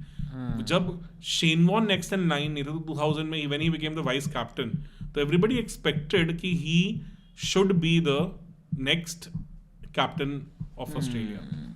As was on his side, still उतने भी यंग नहीं थे पर उतने बूढ़े भी नहीं थे, मिडिल एज थे, तो दे सकते थे 7-8 साल इजीली दे सकते दे सकते थे उनको सेरा में जो दिए भी एज अ प्लेयर तो दिए ही हैं, ज्यादा ही दिए हैं ऑब्वियसली दिए ही हैं एज अ प्लेयर। तो बातचीत थी उस टाइम पे कि गिलक्रिस्ट भी बन सकते हैं। शेन वॉर्न का बड़ा इम्पेक्टेबल रिकॉर्ड है, उन्होंने 11 ओडीआईज में कैप्टन किया, 10 मैच जीते उसमें से। तो Gilchrist finally got his chance to captain Australia in 2001 I guess, West Indies के अगेंस्ट। उसमें स्टीव वॉ इंजर्ड थे, तो वहाँ पे ऑस्ट्रेलिया जीत गई थी 5 विकेट से, और कॉलिन मिलर्स ने 10 विकेट ली थी, वही रंगीन बाल वाले bowler. But apart from that उनको ज़्यादा चांसेस कुछ मिले नहीं। 6 टेस्ट मैचेस उन्होंने कैप्टनसी की है, 4 जीते हैं, और वनडे में आई थिंक 17 वनडेज में कैप्टनसी को 12 जीते हैं, तो प्रीटी डिसेंट सा रिकॉर्ड उनका रहा है। T20s में आई थिंक 2 में उन्होंने कैप्टन करे हैं, उनमें से 1 जीते हैं, ऐसे कुछ रिकॉर्ड। तो still I think because Ricky Ponting kind of took over and then almost for a decade he was the captain, तो फिर वो चांस ही नहीं मिला किसी को अंदर आने का, घुस ही नहीं पाया कोई और। डिकेड तो नहीं कहूँगा, almost for quite a significant period, almost decade था ऑलमोस्ट। रिकी पॉन्टिंग, एक बार तो रिकी पॉन्टिंग ही हो गई थी पूरी दुनिया में, बिल्कुल सही। तो वो, और प्लस वो इतना ज़्यादा उन्होंने एज अ बैटर डोमिनेट किया कि मतलब, और प्लस इतनी वो अल्फा मेल पर्सनालिटी वाले इंसान थे वो, कि जो विराट कोहली वाला उनमें वो था कि तो कहीं ना कहीं वो जो अग्रेसिव ब्रांड ऑफ क्रिकेट है वो रिकी पॉन्टिंग लेके आए हैं ज़्यादा, या पहले ही थी? वैसे पहले स्टीव वॉ के टाइम पे जो आई थिंक 16 टेस्ट मैच जीती थी ईडन गार्डन मैच हारने से पहले, तो वो एक इनविंसिबिलिटी वाला एरा तो आना शुरू हो ही गया था। पर नहीं, ये जो आप कह सकते हो कि जो रूथलेसनेस या इवन अंडर द स्किन जाने वाला वो भी तो शुरू से ही है। वो तो पॉन्टिंग ज्यादा लेके आए ना ज्यादा पॉन्टिंग यार, मतलब स्टीव वॉ उतने, मतलब Steve Waugh looks to be very nice person, जैसे मतलब अगर पाकिस्तान के इंतजाम है ऐसे ईडन गार्डन्स में जब मतलब आई थिंक जो पार्टनरशिप हुई थी, अगर वो पॉन्टिंग एरा में होती तो वो they could have got under the skin big time. No doubt sledging तो उस मैच में बहुत हुई थी इंडियन टीम को बहुत ज्यादा, but Ponting obviously knew how to get under the skin, वो अलग कहानी थी। पाकिस्तान के लिए यही सेम एटीट्यूड जो थे वो इमरान खान लेके आए थे। Imran Khan was not a person who could sledge, बट वो बहुत उन्होंने, हाँ वो सीरियस डिसिप्लिन वाले बंदे तो थे कि हमें बड़े मैचेस जीतने हैं, करने हैं। वो एग्रेशन वाला जो कंपोनेंट था, जहाँ वो प्लेयर्स पे चढ़ के खेलने वाला, मेरे को लगता है वसीम अकरम लेके आए थे 99 वाले टाइम में, और थोड़ा सा शाहिद अफरीदी लेके आए थे। शाहिद अफरीदी की उतना सक्सेसफुल स्टेंट नहीं रहा। वसीम अकरम के टाइम पे तो 99 में अगर एक टीम जो वर्ल्ड क्रिकेट डोमिनेट कर सकती थी वो पाकिस्तान थी। They had everything with them, बड़ा उछाल दिया तब भी इन्होंने, अच्छा खासा उछाला। मतलब सईद अनवर जैसा आपने पास ओपनर, आपके पास मिडिल में यूसुफ योहाना जो बाद में मोहम्मद यूसुफ बन गए, यूनुस खान थे, आपके पास इंजमामुल हक थे, मतलब आपके पास यंगस्टर्स थे, आपके पास ऑलराउंडर्स में रजाक थे, अजहर महमूद थे, स्पिनर्स में आपके पास सकलेन मुश्ताक अहमद थे, फास्ट बॉलर में आपके पास आप खुद लेजेंड। इनके बाद फिर वो बने थे, इंजमाम बने थे कैप्टन, नहीं वकार यूनिस भी रहे बीच में, हाँ वकार यूनिस भी थे, फिर इंजमाम थे, फिर वापस भी आया अकरम कैप्टन, फिर दोबारा इंजमाम बने एंड ऑल। उसके बाद तो पूरा खिचड़ी पकी। पाकिस्तान आफ्टर 99 वर्ल्ड कप कभी वो वापस वो टीम बनी नहीं पाई। पाकिस्तान का भी ना किसी दिन हम एनालिसिस करेंगे, जैसे पाकिस्तान में कोई प्राइम मिनिस्टर नहीं रह पाया, एक टर्म पूरी कर पाया, कहीं ना कहीं इनके कैप्टनसी में ये ज्यादा रहा है, वो सेम ही दिखता है उनका, इसलिए होता है ना, बिकॉज जब अब कि कोई अपनी इंजरी ठीक करवाने गया, पीछे से तख्ता पलट हो गया टीम का। रीजन ये है ना कि जब 90s में और अर्ली 90s और लेट 80s में 4 स्पोर्ट्स में वो वर्ल्ड स्पोर्ट्स को डोमिनेट करते थे, हॉकी में, क्रिकेट में, देन स्क्वैश में, स्क्वैश में, एकदम से वो गायब हो गया, सिर्फ रह गया क्रिकेट। तो वो सारा फोकस जितने भी प्राइम मिनिस्टर्स आते थे वो हमेशा क्रिकेट पे करते थे, तो प्राइम मिनिस्टर के साथ जो उनका पाकिस्तान क्रिकेट बोर्ड का चेयरमैन है वो भी साथ के साथ चेंज होता था। जो वो चेंज होता था तो उसका जो प्रेफरेंस होता था वो कैप्टन बनता था। तो वो कहानी तो उनकी ऑलमोस्ट आप देखो कि सिमिलर पैटर्न से ही रहे हैं। अच्छा, तो कहानी भी वैसी ही रही है। पता चले कोई प्लेयर बेचारा अपनी शादी मनाने गया, पीछे से तख्ता पलट हो गया। तो गिलक्रिस्ट की यही खासियत है कि ही also groom lot of players. Rohit Sharma उनकी कैप्टनसी में ग्रूम हुए हैं। रोहित शर्मा को उन्होंने ग्रूम किया काफी अच्छा, मतलब आरपी सिंह को उन्होंने ग्रूम किया उस टाइम पे, मतलब प्लेयर्स तो उन्होंने भी बनाए हैं, नो डाउट अबाउट इट। मतलब वो भी काफी हद तक आई वुड नॉट से कि उतने फ्लैम्बॉयंस दिखाते थे शेन वॉर्न, पर वो रॉक स्टार तो वो भी रहे हैं। गिलक्रिस्ट में लगता है उनकी जो फ्लैम्बॉयंसी थी वो उनकी बैटिंग में ज्यादा दिखती थी। उनकी पर्सनालिटी में नहीं थी। पर्सनालिटी में थी, पर्सनालिटी में यार वो तो कितनी उनकी फेमस थी कि वो आउट होते थे तो वॉक कर जाते थे थे। and all, तो ओनली बैट्समैन, मतलब एक टाइम पे उनको बोला था ये इकलौते ऐसे बंदे हैं जो चले जाते हैं। और रिकी पॉन्टिंग एरा में जहाँ पे रिकी पॉन्टिंग का एज बड़ा सा लग भी जाएगा तो वो अंपायर को जाके कहेंगे नॉट आउट है तो वो नॉट आउट भी हो जाएगा। और वेरी डिसिप्लिन्ड गाय, मतलब मुझे याद है मतलब उन्होंने रिटायरमेंट कैसे ली, मतलब टेस्ट मैच चल रहा है, एज लगा, लक्ष्मण का कैच छूट गया एंड स्लिप में खड़े हुए हेडन को ही सेट की this is it, I think मेरा खत्म हो गया।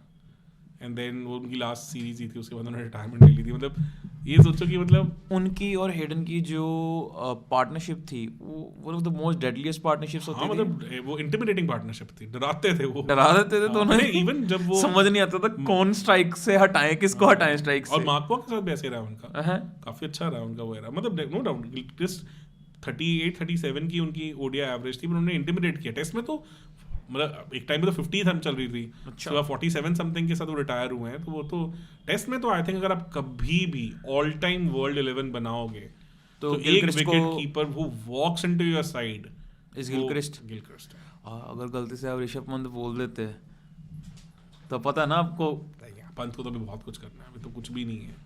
Gilchrist was a different beast यार, आप नहीं कंपेयर कर सकते दोनों को। उसके बाद उनको वैसे करा तो जाता था ऋषभ पंत को वैसे कि India have got their Gilchrist काफी वो। वैसे अभी तक हमने जितनी भी बातें की हैं आईपीएल के थ्रू की हैं, तो अगर आईपीएल की बात करें तो एक और कैप्टन भी हैं जिन्होंने आईपीएल में तो बहुत अच्छा किया है, गौतम गंभीर। जी आजकल तो जी वैसे ही बड़े फेमस हो रखे हैं। जी तो मतलब बहुत ज़्यादा ही इस वक्त चर्चा का विषय हो रखे हैं। देखो टेस्ट में मैं नहीं कहूँगा कि he should have been the captain, पर वाइट बॉल में मुझे लगता है कि शायद एक ऐसा एरा आया था कि हाँ वो एटलीस्ट T20 आईएएस में he could have been the captain, because GG की अगर मैं बात करूँ नेक्स्ट जो हमारे प्लेयर हैं कि लेट ब्लूमर है अगेन, वो भी अंडर 19 बैच के, वो धोनी वाले बैच के प्लेयर थे, बट उनकी जो बातचीत होनी शुरू हुई है 2007 के बाद होनी शुरू हुई है। 7 वर्ल्ड कप में उन्होंने फाइनल्स में इतना प्यारा नॉक खेला, 9 में तो एक टाइम पे वो वर्ल्ड नंबर 1 टेस्ट बैट्समैन भी बन गए थे। एक टाइम तो ऐसा था मुझे याद है जहाँ वो 5 मैचेस में उनकी कंसेक्यूटिव 500s थी, and only Don Bradman had done better than that. और 6th मैच में भी वो आई थिंक 66 पे आउट हुए थे बांग्लादेश के अगेंस्ट। तो ऐसा वाला उनका वो टाइम था, मतलब हाँ वो मेरे को याद है। Castrol cricketer of the year बन रहे हैं, test cricketer of the year बन रहे हैं, न्यूजीलैंड में भी परफॉर्म कर रहे हैं, मतलब बाहर भी थोड़ा बहुत कर रहे थे उस वक्त। ऐसा नहीं है कि उस टाइम पे चलो धोनी नहीं जा सकते थे बाहर, because India was winning everywhere.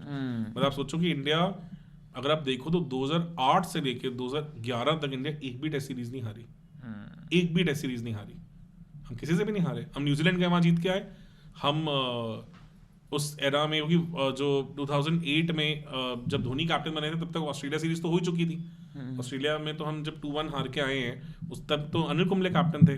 उसके बाद हम वेस्ट इंडीज गए, वहाँ हम जीते, देन हम न्यूजीलैंड जीते, हम साउथ अफ्रीका में 1-1 ड्रॉ करके आए, तो और इंग्लैंड तो हुआ ही नहीं, उसके बाद ही हुआ। तो 2007 में तो हम जीते ही थे वैसे भी, चलो वो धोनी की कैप्टनसी में नहीं था। तो 8 से 11 हम इनविंसिबल रहे हैं, कहीं भी नहीं वो टेस्ट मैच सीरीज हारे।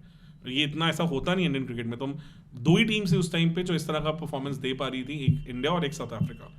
मतलब साउथ अफ्रीका में अलग ही चल रही थी उस एरा में, ऑस्ट्रेलिया नहीं थी उस वक्त ऐसे। उस टाइम इंडिया और साउथ अफ्रीका नंबर 1 नंबर 2 ज्यादा चल रहे थे। मतलब 12 में जो मेज था वो साउथ अफ्रीका को मिला था, उससे पहले इंडिया को मिल रहा था। ऑस्ट्रेलिया फिर भी हार रही होती थी। मुझे याद है इंडिया को तो धोनी की कैप्टनसी में पहली बार मेज मिला था। ऑस्ट्रेलिया तो ऐसा ना यार, 2009 में इंग्लैंड में हारी, 2010 में तो इंग्लैंड में से घर पे हार गए थे, जिसमें एलिस्टर कुक ने मारा था, तो घर पे सीरीज हार गए थे। फिर इंडिया में तो जीत ही नहीं रही थी, 8 में हारे, 10 में हारे। तो ऑस्ट्रेलिया तो उस टाइम काफी हार रही थी, मतलब उस टाइम तो ऑस्ट्रेलिया वैसे इनविंसिबल टीम नहीं रही थी। तो मैकग्राथ और वॉन के जाने के बाद तो वो बात बन ही नहीं पाई उनके एंड पे।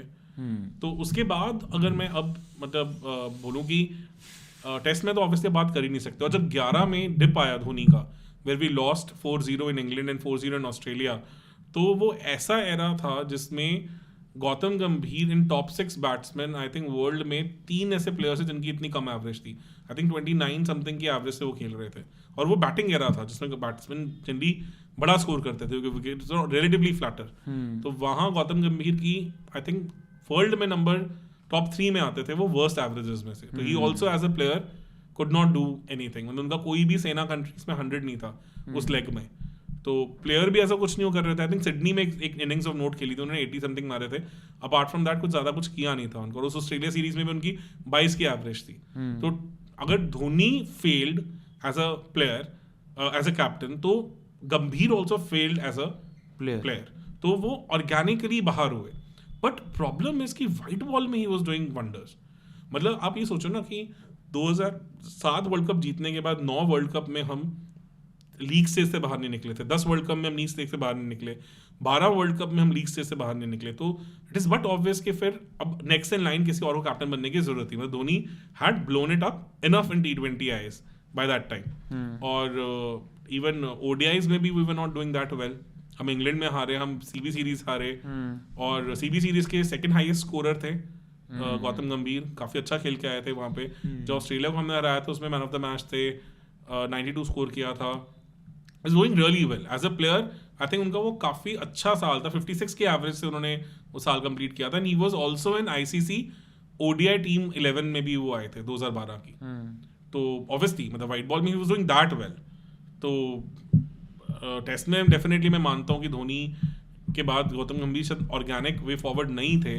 पर वाइट बॉल में जिस तरह से धोनी के एकदम से स्टार्स गिरे थे, एटलीस्ट T20 एक ऐसा फॉर्मेट हो सकता है जहां पे हम गौतम गंभीर को चांस देते.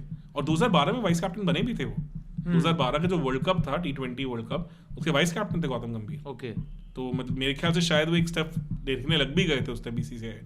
बट देन लॉबी बहुत स्ट्रांग थी उस टाइम पे. बिकॉज जो श्रीनी थे, जो इंडिया सीमेंट के ओनर है, ही वाज द BCCI प्रेसिडेंट. और सबको पता है कि how much he favoured Dhoni at that era.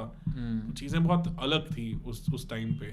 अगर यही सेंटर में बीजेपी गवर्नमेंट होती उस वक्त पता नहीं उस टाइम पे गंभीर के उस टाइम अलाइनमेंट थी बीजेपी के साथ कि नहीं थी, कि वो बाद में बनी. मेरे को इतना I have not studied that part that well. But हाँ, चीज़ें चेंज हो सकती थी बिकॉज पावर शिफ्ट तो होता फिर. तो उस टाइम पे वाइट बॉल मुझे लगता है कि शायद, क्योंकि गंभीर ने 6 मैचेस में इंडिया को कैप्टन किया वाइट बॉल में. और 6 के 6 मैचेस जीते हैं. ओके. तो एक बार वाइट वॉश हुआ था, 5-0 हराया था. और एक फिर वेस्ट इंडीज के अगेंस्ट 2011 में कैप्टन किया था, वो भी जीते थे. तो मतलब ऐसा नहीं है कि उनका रिकॉर्ड इतना बुरा रहा है. तो he just never got that chance. Because thing is कि वाइट बॉल का मैं क्यों मानता हूँ, he is a good thinker. Because 2012 का IPL वो जीते, 2014 का IPL वो जीते, वो अपने साथ 2024 का IPL वो जीते. तो वाइट बॉल में he brings that value system की, मुझे लेफ्ट राइट कॉम्बिनेशन खिलवाना है, मुझे डेप्थ चाहिए. जो ये आप बात बोल रहे हो, ये इंडियन टीम जो 2024 में वर्ल्ड कप जीतने के बाद GG एरा में उन्होंने ये सेम चीज़ टीम की परफॉर्मेंस में भी देखा. क्योंकि T20 में India on the contrary flourish कर रही है. दिख रही है कि इंडिया शायद अगले वर्ल्ड कप के लिए तैयार हो गई है. काफी हद तो हो गई. देखो वनडे सीरीज एक बड़ी फ्रीकिश सीरीज थी. उसमें एक्सपेरिमेंट मोड चल रहा था, जब 2-3 मैच की सीरीज में 2-0 हारे. पर otherwise apart from that white ball में बिल्कुल बुरा नहीं किया. We have been doing really well. हमने फाइंड्स ढूंढी, हमने नए करा, इतना बुरी तरह रौंदा है. और नई टीम के साथ तो एक थॉट प्रोसेस तो वो लेके आए हैं. टेस्ट में वो उनका दिखता है कि जो टेस्ट में उनका थॉट प्रोसेस है कि बैटिंग डीप होनी चाहिए और राइट लेफ्ट कॉम्बिनेशन वाली चीज़ों के चक्कर में उन्होंने अच्छे मैचेस उछाले हैं. वैसे वो मुझे लगता है कि डेफिनेटली वो थॉट प्रोसेस वहाँ नहीं आता उनका. Test you need a very different mindset as a. Test में ये लेफ्ट राइट कॉम्बिनेशन उतना मैटर नहीं करता जितना T20 या वनडे में करता है. टेस्ट में ना एक्चुअली चीज़ें क्या है कि टेस्ट में थोड़ा लॉन्जेविटी वाली चीज़ें फिक्स. अब देखो ऑस्ट्रेलिया ने 4 बॉलर्स कब से सेम रखे हुए हैं, मतलब हिलाते ही नहीं है उसे, जबकि बोलैंड भी अच्छे खासे बॉलर है. तो मतलब टेस्ट में आपको स्टेबिलिटी और एक फिक्स पैटर्न पे चलना होता है. और बहुत इंट्रिकेसीज के ऊपर चीज़ें चेंज करनी होती है. मतलब जैसे आउट करना है तो एक ही पैटर्न बॉल पड़ रही है, एक बॉल चेंज करके देखिए हुए देखा प्लेयर गलती तो नहीं कर रहा, उस टाइप वाली चीज़ें चाहिए. तो आपको सेट पैटर्न्स पे चीज़ें रखनी ज़्यादा जरूरी होती हैं than too much of experimentation. इसीलिए उसमें कहते हैं 1-on-1 कंपटीशन जो है वो ज़्यादा मैटर करता है. बिल्कुल सही. तो वहाँ तभी आप इंडिविजुअल बिजनेस पे जितवा भी सकते हैं टेस्ट मैचेस. बट आपका ओवरऑल चीज़ें टाइट होनी बहुत ज़रूरी है. और वो दिख जाता है कि GG एरा में वो गलत हुआ है. But white ball I think he could have captain because he really won 2 world cups finals for us 2007 2011. और उस एरा में 2012 में जब उनको धक्के से रिटायर करवाया गया 29 साल की एज में, तब भी he was one of the best ODI batters in the world. तो वो 29 साल की एज में रिटायर करवा दिया. उसके बाद वो कहाँ खेले हैं? 2012 के बाद उनको कहाँ चांस मिला है? 2013 जो चैंपियंस ट्रॉफी हम जीते हैं उसमें वो आ गए थे, उसमें तो शिखर धवन आ गए थे, रोहित शर्मा आ गए थे, विराट कोहली आ गए थे, 1 2 3 तो हमारा यही रहा है 13 से लेके almost you can say as good as 2021 तक। उसके बाद जाके फिर शुभमन गिल एंड ऑल की एंट्री हुई, अदरवाइज 1 2 3 हमारा कहाँ चेंज हुआ है। फिर धवन गए तो गिल आए, और बाकी रोहित शर्मा विराट कोहली तो भी वही है। तुम्हारे 7-8 साल से तो वही है सारी चीजें, 11 साल से वही है अभी तरह से देखा जाए तो। वनडे में तो 12 साल हो गए, अब 12वां साल हो गया सर। 12 साल भी खत्म ही हो गए हैं, वही सेम पैटर्न पे रहे हैं, कहाँ चेंज हुआ है। 1 2 3 तो वही रहा है, बस धवन के बाद गिल आ गए, अब गिल के बाद शायद। पर जैसे धवन खेले थे 13 में, और धवन को भी मौका तो लेट ही मिला है उनके कैलिबर के हिसाब से, बिल्कुल सही। तो फिर जीजी कहाँ आते हैं? 2 डाउन, पर वहाँ युवराज थे आपके पास, और युवराज भी 13 में कहाँ रहे थे। मतलब आपने 2 डाउन तो स्ट्रगल किया ही है ना ढूंढने के 2 लिए। डाउन तो फिर क्या कहते हैं, जब 2019 तक भी हम स्ट्रगल कर रहे थे, बिकॉज वहाँ हमने बहुत प्लेयर्स ट्राई किए हैं। मतलब 2 डाउन वाला प्लेयर हमारा कभी भी ज़्यादा फिट नहीं हुआ। उसमें हमने दिनेश कार्तिक को खिलाया उस सीरीज में, अगर चैंपियंस ट्रॉफी की बात की जाए। फिर हमने बड़े सारे कॉम्बिनेशंस ट्राई हाँ, मेरे को इतना याद है। रहाने को लेके आए हम 2 डाउन के लिए, जो सही भी थे। उतना आई थिंक जीजी से जितना परफॉर्म तो वो भी नहीं कर पाए। तो मतलब वो मुझे लगता है कि जीजी का थोड़ा धक्का हुआ कि वाइट बॉल उनको स्लॉट कोई और ट्राई किया जा सकता 2 डाउन था। तो ही could have fit in really well, उनका प्लेइंग स्टाइल मैच करता था 2 डाउन के लिए। बिल्कुल सही। तो स्पिन के तो बहुत अच्छे प्लेयर्स, बहुत अच्छे, वो तो मतलब कह के इनसाइड आउट शॉट मार सकते थे। T20 IS I really felt he should have been the captain of India in 2012. He won the IPL that year. He looked more settled as a player in T20 setup than Dhoni. वो एक शायद था, पर हाँ एक छोटा सा era था जहाँ वो इंडिया को वाइट बॉल में कैप्टन कर सकते थे, एक ऑर्गेनिक वे फॉरवर्ड हो सकते। बिकॉज 17 में भी जब धोनी से कैप्टनसी ली गई है तो धोनी कैप्टनसी छोड़ना नहीं चाहते थे। It was not an organic transition. अच्छा, हाँ, ये भी बहुत रहा है चीज़ें, जबकि कहा गया है कि वो हट गए, बहुत शॉर्ट ड्यूरेशन पे उनको नोटिस दिया गया था। या it's high time, you need to step down and now Virat Kohli should take over. Otherwise ऐसा नहीं था। और 14 को लेके भी देयर इज अ कंट्रोवर्सी कि उस टाइम पे, क्योंकि जो बैन हुई थी CSK, वो वाली कहानियां वहाँ डिस्कस होनी शुरू हो गई थी। तो बड़ा कुछ था उस, पर हुआ नहीं था, उसके रेपरकशंस धोनी पे नहीं आए थे। मतलब आई जस्ट रेड समवेयर, एक मतलब एक तो जर्नलिस्ट ने पॉइंट उठाया अभी रिसेंटली कि उस टाइम पे court orders were supposed to against him, तो कुछ चीज़ें चल रही थी उस टाइम पे भी। यू नेवर नो, मतलब इतना इजी नहीं होता पावर छोड़ना जितना दिखता है, थिंग्स आर डिफरेंट। चलिए, ये पॉलिटिकली बातें जाएं, उससे पहले हम एक और जिसके अराउंड पॉलिटिक्स बहुत ज़्यादा चल रही है, और वो है रविचंद्रन अश्विन। और उन्होंने बड़े ओपनली बोला है कि मैं टेस्ट में तो कैप्टन बन सकता था, बोल दिया उन्होंने। चाहिए थे, अभी बोला उन्होंने कि अब ये सोचो एक बार भी कभी ऑफिशियल इंडिया के वाइस कैप्टन भी नहीं बने। अरे यार, मतलब आपको पता है Ashwin has never been the vice captain of Indian cricket team officially. Unofficially थे 2016 में इंग्लैंड सीरीज में, कोई रहाने इंजर्ड हो गए थे उस सीरीज में, मिड सीरीज में। मतलब वो नेट में प्रैक्टिस करते उनकी बॉल लग गई थी हाथ पे, तो अदरवाइज वो भी उसमें भी अनऑफिशियल वाइस कैप्टन थे। पिछले 10 साल के सबसे बड़े series winner, match winning series winner जो है वो अश्विन है। रेड बॉल के वर्ल्ड रिकॉर्ड होल्डर है कि 11 man of the series awards हैं, जॉइंट होल्डर विद मुरलीधरन। और उसके बाद, और जब मुझे लगता है कि जब Virat Kohli stepped down as a captain, because Virat Kohli जब कैप्टन थे तब तक तो बात करने का सेंस ही नहीं बनता था, because left right and centre he was the best for red ball. But और obviously there were certain doubts कि सेना में उतना अच्छा क्लियर रोल अभी तक अश्विन को नहीं मिला था। बट जो BGT हुई थी 21 की, जहां उन्होंने मेलबर्न जीता एंड देन सिडनी में उन्होंने मैच बचाया अपनी बैटिंग से, even with all the health issues he had, fitness issues he had, I think he earned his right to be the Indian captain after that. उसके बाद जब विराट कोहली गए तो शायद मेरे को, देखो सेना कंट्रीज में तो रोहित शर्मा का भी 100% सर्टन नहीं था। सेना कंट्रीज में तो रोहित शर्मा कहाँ खेले हैं, मतलब 21-22 सीरीज वो साउथ अफ्रीका में नहीं खेलने गए, 20 वाली सीरीज वो न्यूजीलैंड में नहीं खेलने गए, तो ही हैड सीरियस फिटनेस इश्यूज। उनको हैमस्ट्रिंग के काफी सारे कंसर्न्स रहे हैं। मतलब I talk to people in NCA and all, उन्होंने भी बताया कि काफ़ी ज़्यादा उनको वेट लूज एंड ऑल करना पड़ा है to work out that thing, कि इनकी हैमस्ट्रिंग इशूज रहे हैं। तो वो भी कहाँ खेले हैं। 2022 में जो हमारा इंग्लैंड का टेस्ट मैच था, 5th मैच जो रह गया था, उसमें रोहित शर्मा नहीं खेले थे। तो Rohit Sharma also was not available for all these matches. Even अगर आपको याद हो तो BGT 2021 में भी रोहित शर्मा पहले 2 मैचेस में नहीं अवेलेबल थे फिटनेस के चलते। तो मतलब वो सिडनी में आए थे, तो तब भी कुछ खास नहीं करा था। हाँ मतलब 40 समथिंग स्कोर किया था 2-3, ठीक था, ठीक सीरीज रही थी उनकी फिर भी। हाँ अब से तो बहुत बेटर हाँ थे। अब से तो बहुत बेटर है, बेंचमार्क ही अलग है। तो सेना के भी कोई बहुत बड़े प्लेयर नहीं रहे हैं, तो अगर organically anybody could have taken that baton from Virat Kohli, that was surely Ravichandran Ashwin. मेरे को खुद फील हुआ था ये। हाँ बिकॉज व्हाइट बॉल में मैं खुद मानता हूँ कि चलो उतने कंसिस्टेंट जब वो रहे तो Dhoni and Kohli were dominating the scene, तो वो सेंस बनता नहीं था। पर टेस्ट में और मुझे लगता भी नहीं कि अश्विन भी सोच रहे थे कभी भी वाइट बॉल में। हाँ बट 2021-22 में जब रोहित शर्मा कैप्टन बने तो ऑर्गेनिकली अगर किसी का कैप्टन बनना लिखा हुआ था, बनता था, तो वो रविचंद्रन अश्विन थे। Master strategist, very sharp cricketer, very gullible kind of a person, everybody can walk up to him, can talk to him. तो वो दिखता है कि वो elderly brother figure भी है, अन्ना मतलब he is a very comfortable guy to be with and he understands the game of the opposition as well as his own team really well. तो he brings that and aggressive भी है at the same time he is an aggressive cricketer.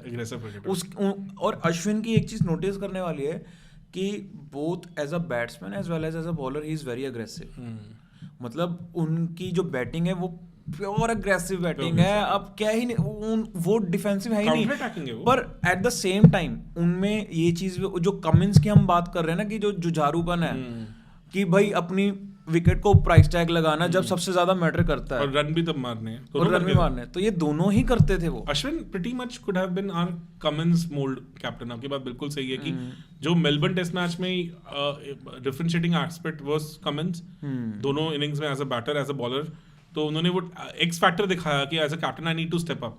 तो Ravichandran Ashwin had that skill to step up, to score those 30-40 critical runs, to break those critical partnerships with his magic, with his strategy. I think he deserved. मतलब वो मुझे लगता है कि एक बहुत बड़ा मिस हुआ है इंडियन क्रिकेट से। शायद he could have taken the Indian cricket to a completely new level in last 2-3 years.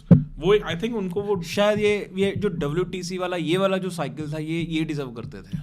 23 के बाद तो श्योरली, बिकॉज उसके बाद जब Rohit Sharma could not deliver with 23 cycle, वो नहीं जीत पाए फाइनल्स, और प्लस उनका focus towards white ball also shifted, then I think वहाँ भी चेंज होना जरूरी था कि एक क्लियर इंस्ट्रक्शन आता है बीसीसीआई की तरफ से कि आप वाइट बॉल पे फोकस करें। दो बहुत मेजर टूर्नामेंट्स आ रहे हैं, वर्ल्ड कप और देन T20 वर्ल्ड कप, दो major tournaments, and even then champions trophy also. देखो 23, 24, 25 तीनों साल आपके पास एक बड़ा ICC वाइट बॉल टूर्नामेंट है, तो Rohit Sharma had enough on his plate to focus on. And then red ball by IT जो मतलब WTC साइकिल है वो क्लियर पिक्चर के साथ अश्विन को मिलता, आपका लास्ट साइकिल है, आप 23 से 25 कैप्टन करो इंडिया को, winners the trophy and then you can may be happily retire post that. और ये सपना अश्विन ने भी देखा होगा शायद, इसीलिए आज वो WTC फाइनल खेलने का मौका ही नहीं मिला था इसका, वो खिलाया ही नहीं, जबकि ही डिजर्व्ड। देखो इंग्लैंड में वो क्यों नहीं खेले मैं कभी नहीं समझ पाया, बिकॉज इंग्लैंड में उनके 7 मैच में 18 विकेट और 27-28 के एवरेज है, जिसमें से एक साउथहैम्पटन वाला टेस्ट वो बहुत गंदी इंजरी में खेले थे, जिसमें he could not do much. Otherwise वो विकेट पे वो डिजर्व करते थे और अच्छा करना अगर वो फिट होते तो। अदरवाइज मतलब अश्विन क्यों नहीं खेले सेना में समझ नहीं आता, because England has been troubled by him a lot, और वो एक मेंटल एज रखते हैं इंग्लैंड के लेफ्टीज एंड ऑल के अगेंस्ट, क्योंकि लेफ्टीज हैं और उन्होंने लेफ्टीज को हमेशा ही तंग करा, हमेशा तंग किया। वो थोड़ा बियॉन्ड आ जाता है कि क्यों हुआ है, क्या रीजन है। तो I think there are certain things जो, और मेरे को जो लगता है क्योंकि अश्विन वो बात बोलते हुए वो शायद फिल्टर नहीं लगाते, या कंपैरेटिवली sarcasm का यूज वो काफी करते हैं, मुझे लगता है लॉबीज का भी फर्क पड़ता है, लॉबीज का ये फर्क पड़ता है कि who is basically running the show. तो क्योंकि ये CS की लॉबी से आते हैं, तो डू यू थिंक कि अश्विन बोल सकते हैं जो भी बोलना चाहते हैं? देखो रिटायर तो हो गए वो, हाँ, बट ऑब्वियसली वो जाता है ना कि whether you getting that banking in the core और नॉट, और आई डोंट थिंक सो कि जो इस टाइम पे BCCI का कोर है वो इतना अलाइंड है अश्विन के साथ। नहीं सर, मैं क्या कह रहा हूँ, अब वो हो गए रिटायर, अब खत्म हो गया केस, पर अश्विन एज अ कमेंटेटर लोग बहुत पसंद कर रहे हैं, तो अब तो एज एन अनफिल्टर्ड बोल ही रहे हैं ना, तो अब वो अनफिल्टर्ड में, तो फिर अभी कितना अनफिल्टर्ड होंगे। जो अभी ट्वीट आया था उनका भी कुछ दिन पहले, जिसमें उन्होंने वो बोला कि if you want to be the leader you need to basically do the hard yards, और उसके बाद उन्होंने कहा नहीं मैं तो जायसवाल की प्रेज कर रहा था, जबकि वो वायरल हो गया कि किसकी बात हो रही है कि रोहित शर्मा पे और पंत पे कसा जा रहा है ये बेसिकली। तो नो डाउट वो अब तो वो बातें दिखेंगी उनकी, है ना। ये बनने वाले हैं ये योगराज सिंह, अब ये बनेंगे। और Ashwin is a politically very correct guy, he understands कि मैंने आईपीएल भी खेलना है। क्योंकि जब उसके फादर साहब ने ये दे दी थी स्टेटमेंट तो he tried to correct him. He tried to toast the fire, तो he is that kind of a person जो शायद ऐसा ना करे। पर एट द सेम टाइम रेल बना के रखेंगे ये जो बाहर बैठ के रेल बनाने वालों में से हैं, काफी हद तक जो ये काम सौरव गांगुली ने करा था ड्यूरिंग विराट कोहली फियास्को, ये अब ये हरकत करेंगे। ये उतनी पावर नहीं रखते, इसलिए बात अलग हो जाती है। रोहित शर्मा जब आए तो उस टाइम गांगुली के हाथ में पावर बहुत ज्यादा थी, he was given the same power, but you never know. वही मैं कह रहा हूँ, you need somebody to back you up also ना, वो लॉबी आपके साथ है कि नहीं है वो बहुत मैटर करती है। सौरव गांगुली को ना उस टाइम पे almost as a CM candidate of West Bengal भी देखा जा रहा था। तो अब पता नहीं उनको हार्ट अटैक हुए या उन्होंने दिखाया या क्या था क्या नहीं था, but things were very different back then. तो उनको एक अलग लाइट में बीजेपी देख रही थी, तो चीजें बहुत अलग थी उस टाइम। वी कांट से कि whether Anna will have that kind of a thing or not, whether he'll align with people or lobby with people like that or not, वो थोड़ा कहना मुश्किल है। एक चीज तो है कि ये लोग कभी भी अपनी दिल की बातें जो हैं वो सामने तो नहीं रख सकते कभी। रख सकते हैं। आप ये सोचो, आपको पता है कि you love the game, you want to stay relevant, and he is not that old yet, he's 86 September born, 38 years के हैं, अच्छा खासा कोचिंग करियर, मैनेजमेंट करियर 10-15 साल के इनके सामने पड़ा है। मतलब he could have been the captain, no doubt about it, but he can easily be a coach also ना। कोच में तो मेरे को नहीं लग रहा कि इतनी फाइट होगी इनके लिए। हाँ, और ये इजीली बन सकते हैं, तो why would he kill that chance of becoming the coach? मतलब अगर आप देखें पर ये ऐसी जो बातें निकल जाती हैं, ये क्या है? मतलब कोई बढ़िया पॉडकास्टर उनसे बढ़िया बात निकलवा रहा है, या मतलब ऐसे कि थोड़ा बहुत आई थिंक भड़ास निकल जाती है, स्टेइंग रेलेवेंट, या थोड़ा भड़ास, थोड़ा मतलब mix of everything. Certain times people read too much into the lines also, you never know, but मुझे लगता है he can be the future coach of Indian cricket team for sure, because he brings that strategy, that वो analytical skill लेके आते हैं, वो engineering mind लेके आते हैं, बहुत कुछ on table लेके आते हैं वो। तो क्या पता हम जीजी एरा के बाद शायद अश्विन एरा देखें as a coach, you never know, हो सकता है ऐसा। देखो अभी इतनी जल्दी तो नहीं लग रहा मेरे को, हो सकता है, you never know। अच्छा मतलब इतनी जल्दी तो नहीं होगा, बट हाँ, पर फ्यूचर में I am seeing this happening.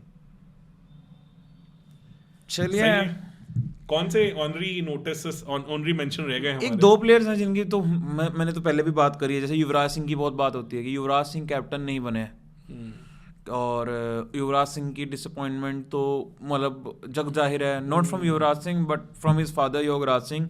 उन्होंने पब्लिकली कितना बैश करा है धोनी को, मतलब जब युवराज खेल रहे हैं टीम में तो भी वो ऑन एयर योगराज सिंह धोनी के लिए क्या क्या गलत वर्ड्स भी यूज करते हैं। पता क्या होता है 2007 में जब India had that world cup debacle, and जब T20 वर्ल्ड कप के लिए टीम गई तो सहवाग और obviously Yuvraj had the first right to be the captain, but they did not, ठीक है ना, दे डिक्लाइंड इट। हाँ, इवन सहवाग भी मतलब आते हैं इस कैटेगरी में कि वाइट बॉल में उनको, white ball even red ball में भी, अगर वो दोनों कहते हैं हमें कैप्टन बनना, कोई मना ना करता। दे फेल्ट कि it's going to be embarrassing, बहुत बेइज्जती होने वाली है, तो हम क्यों बने। तो धोनी टुक दैट रिस्क ना, कि यार मैं बनूंगा और मैं इस टीम को लीड करूंगा, I am ready to take the bullet. तो अगर एक इंसान ने वो चीज करके दिखाई है, तो उसके बाद फिर सीनियर्स ने भी बैक किया, ही became the captain and he one everything. मतलब ये सोचो कि 7 से लेके 11 में जिस टाइम धोनी कैप्टन रहे हैं, ही वन लिटरली एवरीथिंग, मतलब एवरी सिंगल सीरीज। मतलब वो T20 वर्ल्ड कप ऑफ 9-10 में मानता हूँ वो ब्लॉट ऑन CV है, but apart from that he one everything.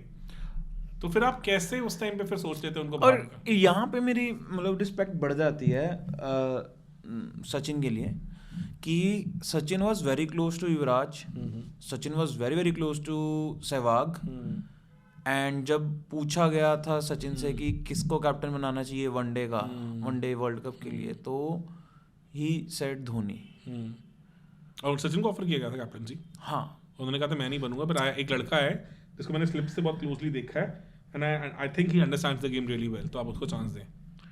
तो सचिन, जबकि युवराज के भी कितने क्लोज थे, क्योंकि काफी टाइम से खेल रहे हैं युवराज के साथ, सहवाग के साथ तो चलो जग जाहिर है इनकी बॉन्डिंग जो है, पर कहीं ना कहीं सचिन ने टीम इंटरेस्ट में देखते हुए जो ये डिसीजन लिया था and which paid off as well. यार अब ये बताओ, क्रिकेटिंग माइंड में कैन वी आर्ग्यू कि धोनी से ऊपर कोई है? नहीं, टैक्टिशियन नहीं, वो टेस्ट में may be he was very too defensive, whatever we say, ठीक है, शायद वो उनका व्हाइट बॉल में तो लीग्स अपार्ट है। Comparison वो आज भी दिखता है, वो आज इस एज में जो सीएस के साथ कर रहे हैं वो आज भी दिखता है कि he is exceptional, he is something जो शायद जो हम सचिन के लिए एज अ प्लेयर बोलते हैं वो हम धोनी के लिए एज अ कैप्टन बोल सकते हैं कि वो लीग्स अपार्ट है। शायद रोहित शर्मा भी उतने अच्छे कैप्टन नहीं है जितने अच्छे धोनी हैं। स्ट्रैटेजिस्ट हैं वो दोनों बहुत अच्छे हैं, but Dhoni still has an x factor. वो उन लोग की मोमेंट्स को एक्स्ट्रा करना अगर रोहित शर्मा ये 23 वाला वर्ल्ड कप जिता देते और 24 में हम T20 जीत जाते तो रोहित शर्मा शायद ज्यादा ऊपर आ जाते धोनी से, क्योंकि उन्होंने कम टाइम में वो ज्यादा अचीवमेंट्स कर दी जो धोनी ने ओवर द टाइम करी थी। बिल्कुल सही। तो पर वो रह गया, और इसलिए मेरे को लग रहा है वो 23 वाला जो वर्ल्ड कप है वो जिसमें वो बिल्कुल प्लान बी सी दिखा नहीं रोहित शर्मा का, वो धोनी के दिख जाते थे, धोनी के दिख जाते थे। वो तो अगर वो हो जाता, अगर उस दिन वो चीजें क्लिक कर जाते, उनका प्लान ए ही चल जाता, या उस दिन अगर ऑस्ट्रेलिया की जगह कोई और टीम पहुंचती तो मेरे को लग रहा है वो प्लान तो पक्का चल जाता उनका। थोड़ा ऑस्ट्रेलिया थोड़ा डर गई इंडिया कि 2 दिन तक पानी नहीं दिया पिच को मतलब सूखने दिया, मतलब वो स्लगिश विकेट बनाई गई, वो सब चीजों की जरूरत नहीं थी इंडिया को। चलिए They should sir, have backed this चलो इंडिया क्यों हारी थी 2023 वर्ल्ड thing। कप, वो तो अपने आप में अब एक पॉडकास्ट डिजर्व करता है। वो तो क्या ही कर सकते हैं। आज भी मतलब ये देखो कि कितना वो दर्दनाक है वो मैच, कि आज भी हम पॉडकास्ट कुछ और कर रहे हैं और बात वो कर रहे हैं। हो जाती है, बिल्कुल सही कह रहे हो। तो I think Yuvraj and Sehwag they had there chances but they were not brave enough. तो वो रीजन था कि अगर 2007 का जो T20 वर्ल्ड कप जितवा गया बंदा out of nowhere, and then T20 captured the imagination of Indian public through IPL big time, and then IPL के तो वो फिर मतलब थे ही लेजेंड, तो फिर वो आई थिंक बन नहीं पाई कहानी कभी। फिर भी मुझे लगता है गंभीर में भी 2012 के राउंड जीत सकते थे, और वो कैप्टनसी T20 आईज की। अपार्ट फ्रॉम दैट तो मुश्किल है। युवराज तो वो प्लेयर भी नहीं रहे ना फिर 11 के बाद। और कोहली को तो बहुत उन्होंने कंपैरेटिवली स्मूथली ही दी है, मतलब एटलीस्ट कोहली नेवर ऐसे उन्होंने कभी दिखाया कि भाई मुझे क्यों नहीं मिल रही। हाँ, वो ट्रांजिशन अच्छा हुआ, वो उनका ट्रांजिशन तो बहुत स्मूथ था, मतलब स्टिल स्मूथ था, मतलब वो फील ही नहीं हुआ। और ऐसा पब्लिकली भी ऐसे प्रोजेक्ट करा गया या एक्चुअल में ऐसे हुआ कि विराट सेड कि भाई कि अगर आप थोड़ी देर और भी कैप्टन रह लेते तो बेटर था ना, सॉर्ट ऑफ ऐसे जो कमेंट्स थे। तो उन्होंने एटलीस्ट मीडिया में परसेप्शन तो बहुत ही अच्छा बना था। अब वो धोनी ने ज़बरदस्ती छोड़ी या वो चाहते थे छोड़ना, वो अब that's a discussion for another day, है ना? सही में, क्योंकि अभी इसको भी राइट ऑफ करने की सेंस नहीं बनती। So thank you so much sir, मतलब मज़ा आ गया फिर से 1.5 घंटे का पॉडकास्ट करके।